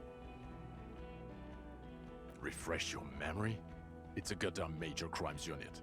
There's you, me, Jude, Trant fucking Idlestown, and Guillaume Baby. I'm technically just a civilian advisor. Oh, fuck you. You're part of this shit show. Oh, that's an interesting story, actually. Guillaume Bevy is a police reporter who joined our team. He was really good. Then he left because he lost faith in your ability to lead the unit. Other people have left too. Good, smart people. People we won't get back. Only me and this really patient patrol officer are still here. And Tron because I'm forcing him to stay. Is this Guillaume Bevy blonde and partial to sunglasses? See? There. He's getting it. I was impersonating him. Look at me, I'm G. Bevy. It was going to be funny, but then you really did have brain damage. So not so much anymore. He sincerely thought it was going to be amusing. For both of you. Do? It's a major crimes unit. We clear the desk of cases so Precinct 41 doesn't look like the worst station in town. We are shit tier now, Harry. Because of you. The 41st isn't... God damn it, Harry. You told us to fuck off. You said we're cramping your style. Your detective god. Fuck everything. All we burn. Detect or die.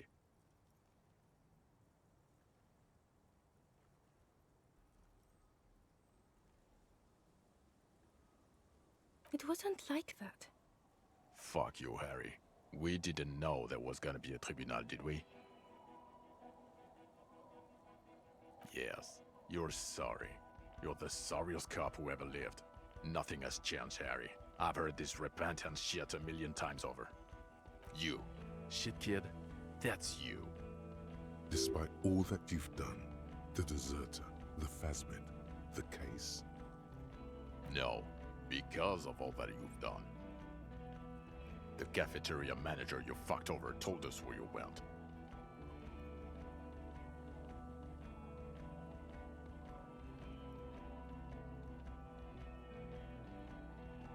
Strange. He didn't mention that. In fact, the establishment didn't look saved at all. There was a giant aerograffito in front of the building, mixed with blood. I don't know. It had shit kid written all over it. Guilty as charged. I heard you'd lost your mind and your memory. I wanted to see if it was true. And it was. Good work, Harry. You're insane now. There's one less person for me and everyone else to rely on. He was too sarcastic for you to realize who he was. Did you? Or did you literally not recognize my face? We've been partners for how long, Harry? Don't answer that. You don't remember. Judging by the familiarity you feel toward him, 2 years minimum? Or maybe a short but close stint on the task force. He's right. Don't start guessing. Now's not a good time. Lieutenant, my name is not Horse-Faced Woman. It's Judith Minot. I was assigned to your unit 2 months ago. I thought we were friends. Right, sir. Yes, I'm Tran Heilerstein. I never said I wasn't Tran Heilerstein. Mikhail? Mikhail is my son. No, I was just interested in the Feld building and the Martinez beachhead. And Mikhail wanted to see Martinez. It was a coincidence. Him being there with his son, it was not a coincidence. It's difficult to see, but he was worried about you. And also, What indeed? I was asked to share my take on some of the more obscure theories developed in Königstein in the 30s, like partial psychotraumatic amnesia, group personality theory. He's here to see if you're insane. He is smart. Let's move on. The bells aren't ringing because you have brain damage. Trant, this is where you come in. How bad is it? Well, he doesn't have visible tremors, he talks without slurring, he can drive a boat, he's standing, reasoning. Meaning, you forgot both who you are and the definitions of money, Isola, pal, and As displayed in the station call, our interactions with him, and I don't want to be a snitch, but also mine with him before when Harry did not seem to know who I was. Interesting? Yes, interesting. I have my theories, but I would like to hear Harry's thoughts first. Harry, what do you think happened to you? Neurologically, psychologically, and why not socioeconomically?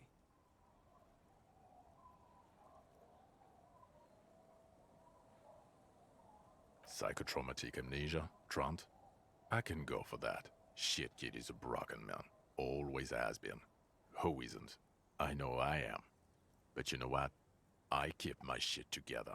Also, I know a person can't wipe their own mind, however traumatic it gets. That doesn't happen. You're lying, or insane, or both. But Detective Vigmer, he has blanked out before. Yes, a couple of times. After some of the more serious benders. One was after the two drunks case. The other when we... Interesting. So at first he dipped his toes into it, prepared. That's where he would have gotten the idea, yes. What do you mean? Well, here's my theory. What if this is an absolutely normal reaction to the world we're living in? What if this is not a significant anomaly at all? Look at the ruins, the neon, listen to the radio, the multitudes, the people. Live here for 40 years.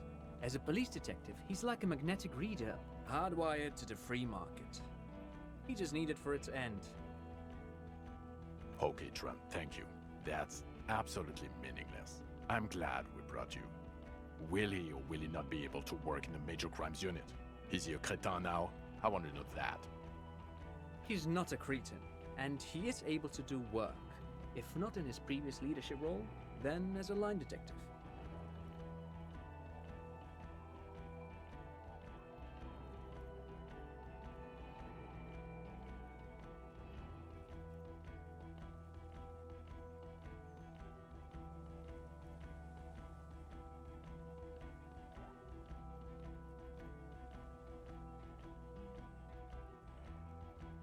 For now, I misphrased my question. It should have been, is he able to put his clothes on and use the body? Or do we need to get him on a disability pension? Now nothing. Now we're just going to stand here. No, now we discuss that. What the fuck did you do to a motor carriage? Why is it there, Harry? Ah, so refreshing. He just admits it. Thank you for your honesty. Thank you for destroying 45,000 real of police property that's coming out of everyone's payslip. It doesn't matter. Your badge, Harry. Show me your badge. in a rush to demonstrate your badge, your eager fingers can't sustain a grip on the smooth plastic, and the badge slips out of your hand. Patrol Officer Minnow picks it up and gives it back to you, slippery and cold. He found it. It's his badge. I can confirm. And your gun?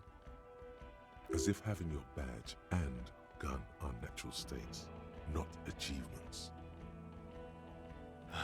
He has it. And he didn't drop it. You're drunk like a bum, Harry. Put that thing away before you kill someone. I don't buy it. Why do you smell like a corpse then, huh? He's wounded. It's been a long week, and he's handled an actual corpse.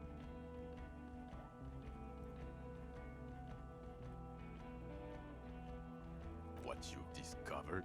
You let the suspect escape, a certain Clasier, because you were too drunk to assess a flight risk. We've read the reports, Harry. Lieutenant Kitsuragis. We know. Oh well, if she was nice. I'm not even gonna get into the other suspect, who also escaped. Yeah, Ruby something? Or the fact that you're Everclear's little peony now, doing I don't know what for him. That's small-time stuff, that's nothing. That compared to the 8 people who were gunned down, the streets are literally red with blood, Harry. It was fucking mass murder. He did everything he could. We did everything we could. The company hired unvetted mercenaries. Lieutenant Dubois got between them and the locals. Here comes the cavalry. He did so at considerable risk to his own life. He was shot, not once, but twice. We stopped an execution, not a negotiation. The loss of life was minimal compared to what it could have been.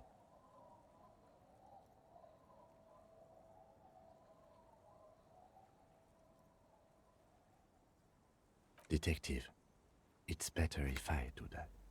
It's so much better if he does this. 1,000,000 times better. Thank you for the input, Lieutenant Kitsuragi. I didn't mean to suggest you didn't handle the situation. He thinks of apologizing, but decides against it. You've spent the week with him on this case. What is your take? On the case? On Lieutenant Geoffrey Dubois. Well, the drinking, the gun losing, also losing the badge. That's all true. Although he has not been drinking on the job this week. See? 1 week. Then there's the self-flagellation issue. He likes to apologize, profusely, making it sound like he's guilty of at least first-degree murder. It's worrying, especially considering his political views. Detective Dubois is, as you may know, a Mazovian socio-economist. He wants to liquidate the ruling class, which, again, for a police officer, is a little odd.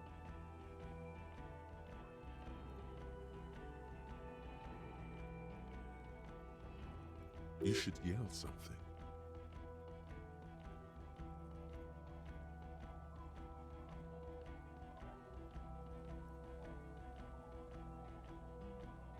The RCM consists of policemen of the state that is, so a little discrepancy there. And then there's the motor carriage in the sea, something I was not present for. But despite all this, he is a great detective, one of the best I have seen, in fact. He can talk human beings into telling him anything, and he doesn't stop.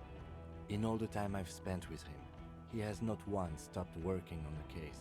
He is tireless, madly driven.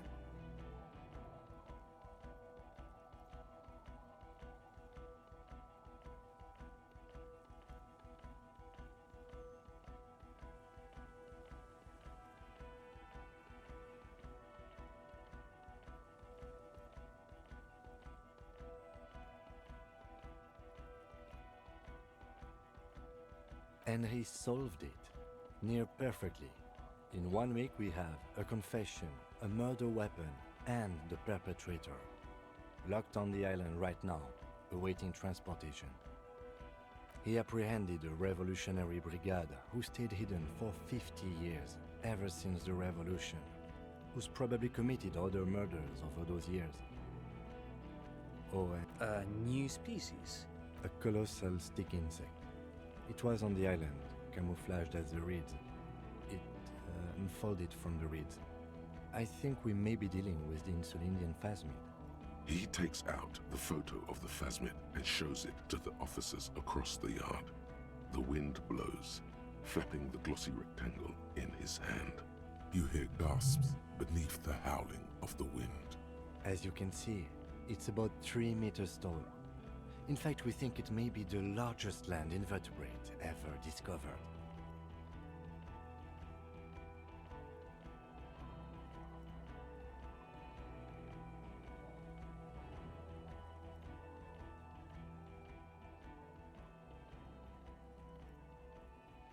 Fucking hell. Is this somehow connected to the case? Detective? The old man was not aware of the phasmid's presence. Exhibiting a strange, atypical dementia, he fell into a stupor after its appearance. He became near catatonic. So it is connected. I must say, this is absolutely extraordinary. I don't even have words for it. Yes, it really does make it hard to fire the drunk. This is a very, very sad man who has just seen something that's made him forget his sadness. Now you make your case. Now is the time. Now or never. Lilianovich. A revolutionary matronym. The custom started in Grad, where they have patronyms. Krasovich, Lasovich, etc. The revolutionaries saw this as a chauvinist atavism, so they used matronyms, derived from the mother's name instead. This man's mother was Lilian. His Lilian's son, Lilianovich. The custom was overturned after the revolution failed, but not before it made it to Revachol. So, it is what a soldier of the ICM would be called. Thank you, Trant. Thank you for that piece of cultural theory. You said you have a motive? Of course, excuse me, I just thought it was noteworthy.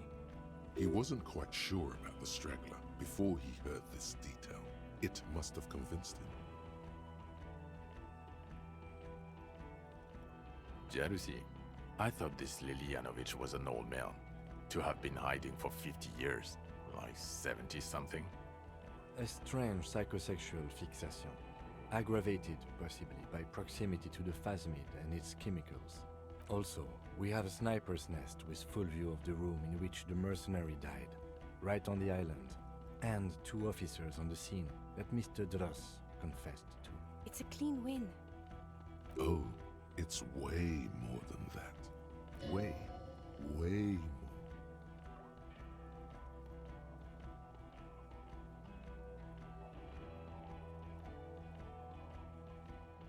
I've never doubted you can pull yourself together and work.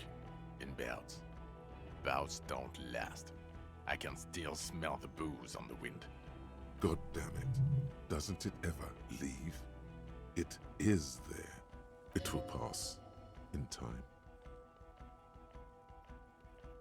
This is a conversation for when we are no longer out in the open, in Martinez, where Evrard and Edgar Clare have ears everywhere.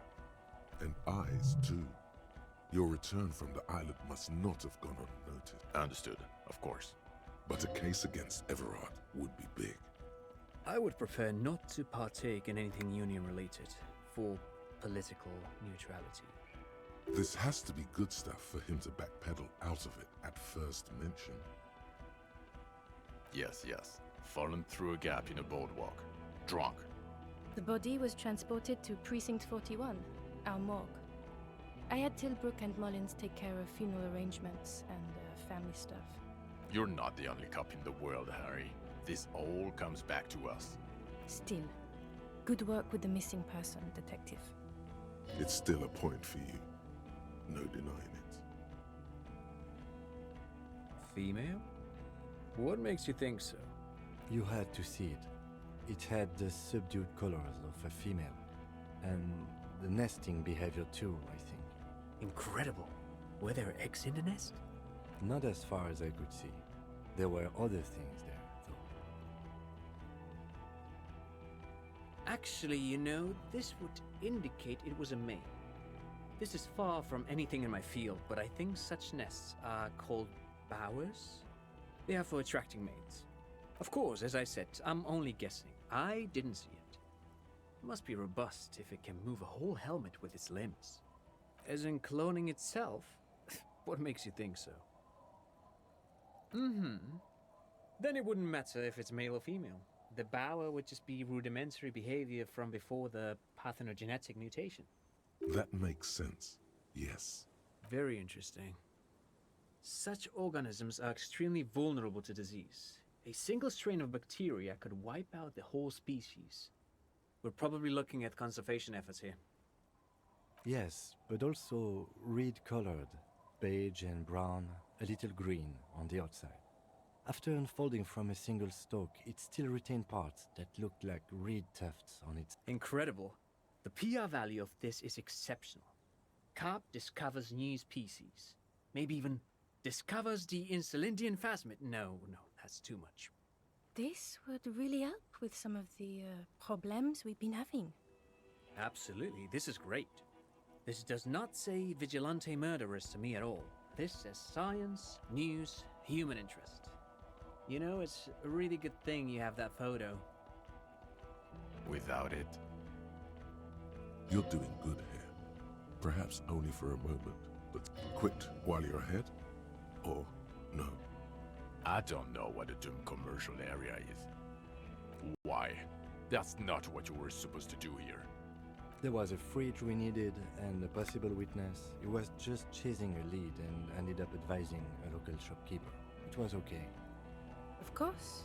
Call it community outreach, right? Dodged the bullet there. For a moment, it seemed like you were just wasting time. I don't want to, but you discovered a new species and solved the murder. So I have to. Jude, Anything that ends the trial is okay with me. Agreed. The public relations potential of this is too valuable to let go. okay. We have vehicles in the square, and the perpetrator needs to be taken into custody. Let's go. Now you will finally get to know who you are. The man looks westward, impatiently, jingling his car keys in his pocket. Who are you? You're a gym teacher, Harry. Well, obviously you're not a gym teacher anymore, but Before you were a cop, you were a gym teacher in Coron. It's getting really cold outside. Should we maybe...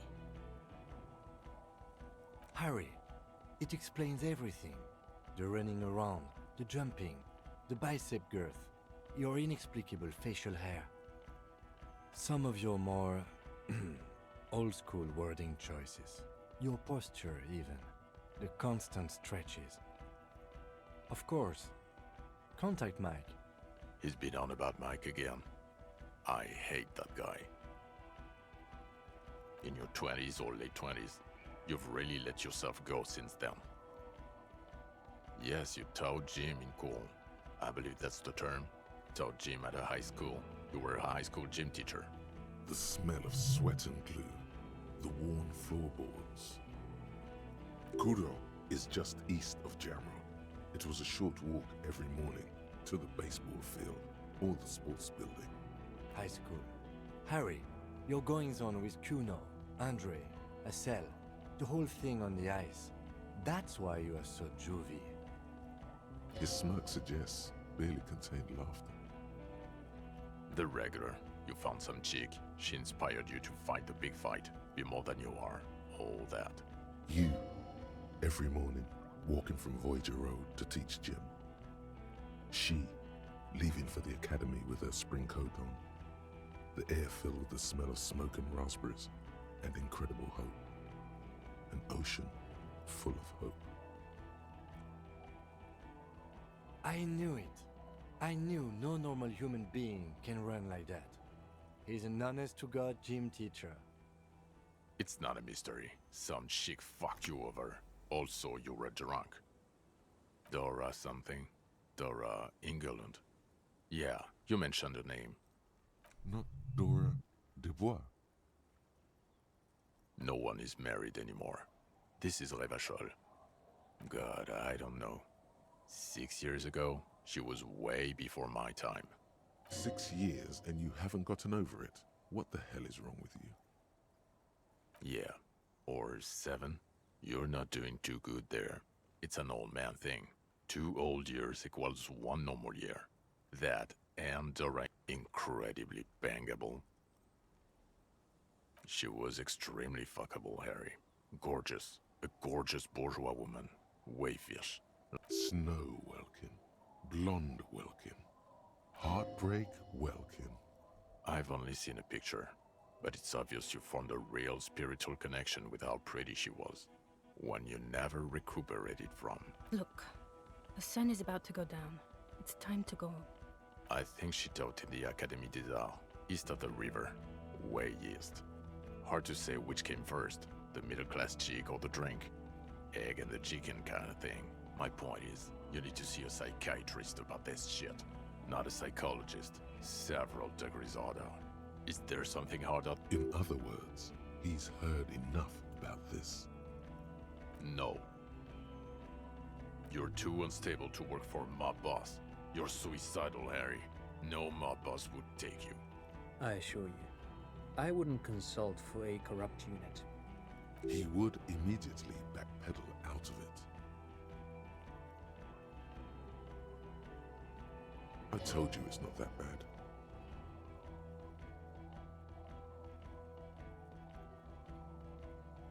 Us? We're the bloody murder station, haven't you heard? We're the bad guys. No one likes us. That's not true. Jamrock is too big for one precinct. You are just understaffed, and everyone respects the 41st. You have Captain Price. Thank you, Lieutenant. You're being kind. It is an understaffed station and the district is too big, which is why we need to... Get back to it. We left Torsen and McLean to run the Sea Wing. It's not good. Mac the Torso Torsen and Chester McLean. They're not fit to run a wing. Believe me. Things are shaky as it is. They are damn iconic though, Torsen and McLean. Yeah, not like us.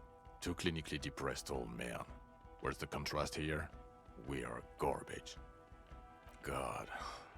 There are 4 wings, Harry. A, B, C, and D. We're in C. It's made of losers and clock punchers. You and I reconceptualized it as a task force. It was a mistake. There's also a lot of outside help involved, not only me. Other losers too. He's anything but a loser, although he would like to be seen as one. It's cooler that way. Ptolemy Price? He's the son of the old Price, one of the founders of the RCM. He's one of the most highly regarded men in the force. You're lucky. Somewhere under the curved roof of a former silk factory, shaped like a ladybird with 2 chimneys, Police Captain Ptolemy Price sits behind a heavy... They speak of change, the city, the tension on the streets. They speak of the events of April and the blood on the streets in May. So he remembers that. Yes, there may have been a raid on some churches. It wasn't good press. Shooting up churches never is. I was out of town, to be clear. Our enemies were hiding in a church, to the best of our information. That's it. I'm not talking about this anymore. Your security clearance is shit tier right now. You have to wait for it to go up. He means it. The RCM and its enemies will not be discussed on this coast. Okay. It's not the bloody murder station. It's an old converted silk mill with green desk lamps and a coffee corner. A lot of good people work there. Hard. Every day. Jamrock is the largest ghetto in Rivershoal. Faubourg, technically, but it's divided into 11 districts. Jamrock only has us. The press will blow over. Jamrock is lucky to have you, and it's often considered to be the greatest of the districts. You're lucky to have it. Thank you again, Lieutenant. Who is Lena? She lives at 1113 Tabernacle Road in Jamrock, remember? Tabernacle? It's on the way over. Near where you live on Perdition. Fine, if we're gonna drop you off anyway. She and her husband were conducting the search for the Phasmid. It's their discovery, in part. They should know as soon as possible. It would do you good to deliver some positive news for a change. She is going to be over the moon. Well, first I will go back to my station and write the most detailed report anyone has ever seen. It will have to be good to cover all these. Detective, we just stopped a small-scale war. Something is happening to Rivershoal. I don't know what yet, but it's going to be a hard spring for the RCM. We need to get ready, infiltrate, investigate. Talk to Captain Price? I'd rather not ruffle the feathers of 2 captains with my doom-mongering. Work with Price? I'm flattered, but I don't know if I... Would fit in, and crazy enough, can take the stress. He doesn't know how to finish the sentence. This truly came as a surprise to him. Not a bad one, but he's at a loss. Flattered? You're Lieutenant Kitsuragi. We would be flattered if you even considered. I would have to tie things up in GRIH first. But, I mean, whatever is coming, Jamrock will be more central to it than the harbor. And we also have a huge caseload, Lieutenant. Piles that we need to get back to. Mountains, even. I do like the sound of that. He's really considering it. Good. Fuck it, let's go. Tron brought his motor carriage. It's a 20-minute drive to Jamrock. Under the afternoon sky, the great district hums. A chessboard of wooden houses, 80,000 living souls, and chimney stacks. Fire traps as far as the eye. You close your eyes and hear the dogs bark. A lone woman sits by a factory window, dreaming of meteorite strikes. En route, Dawson? Yes. McLean? Yes. Heidelstein? No. Vicmere? Yes. Dubois? Of course. Really? Nick Gottlieb looks up from the list. I hear he's unstable. You say that like it's a bad thing. Captain Potomny Price gestures with a ballpoint pen. It's dim in his office, and Wonderful. Then can we please just go back to Jamrock now?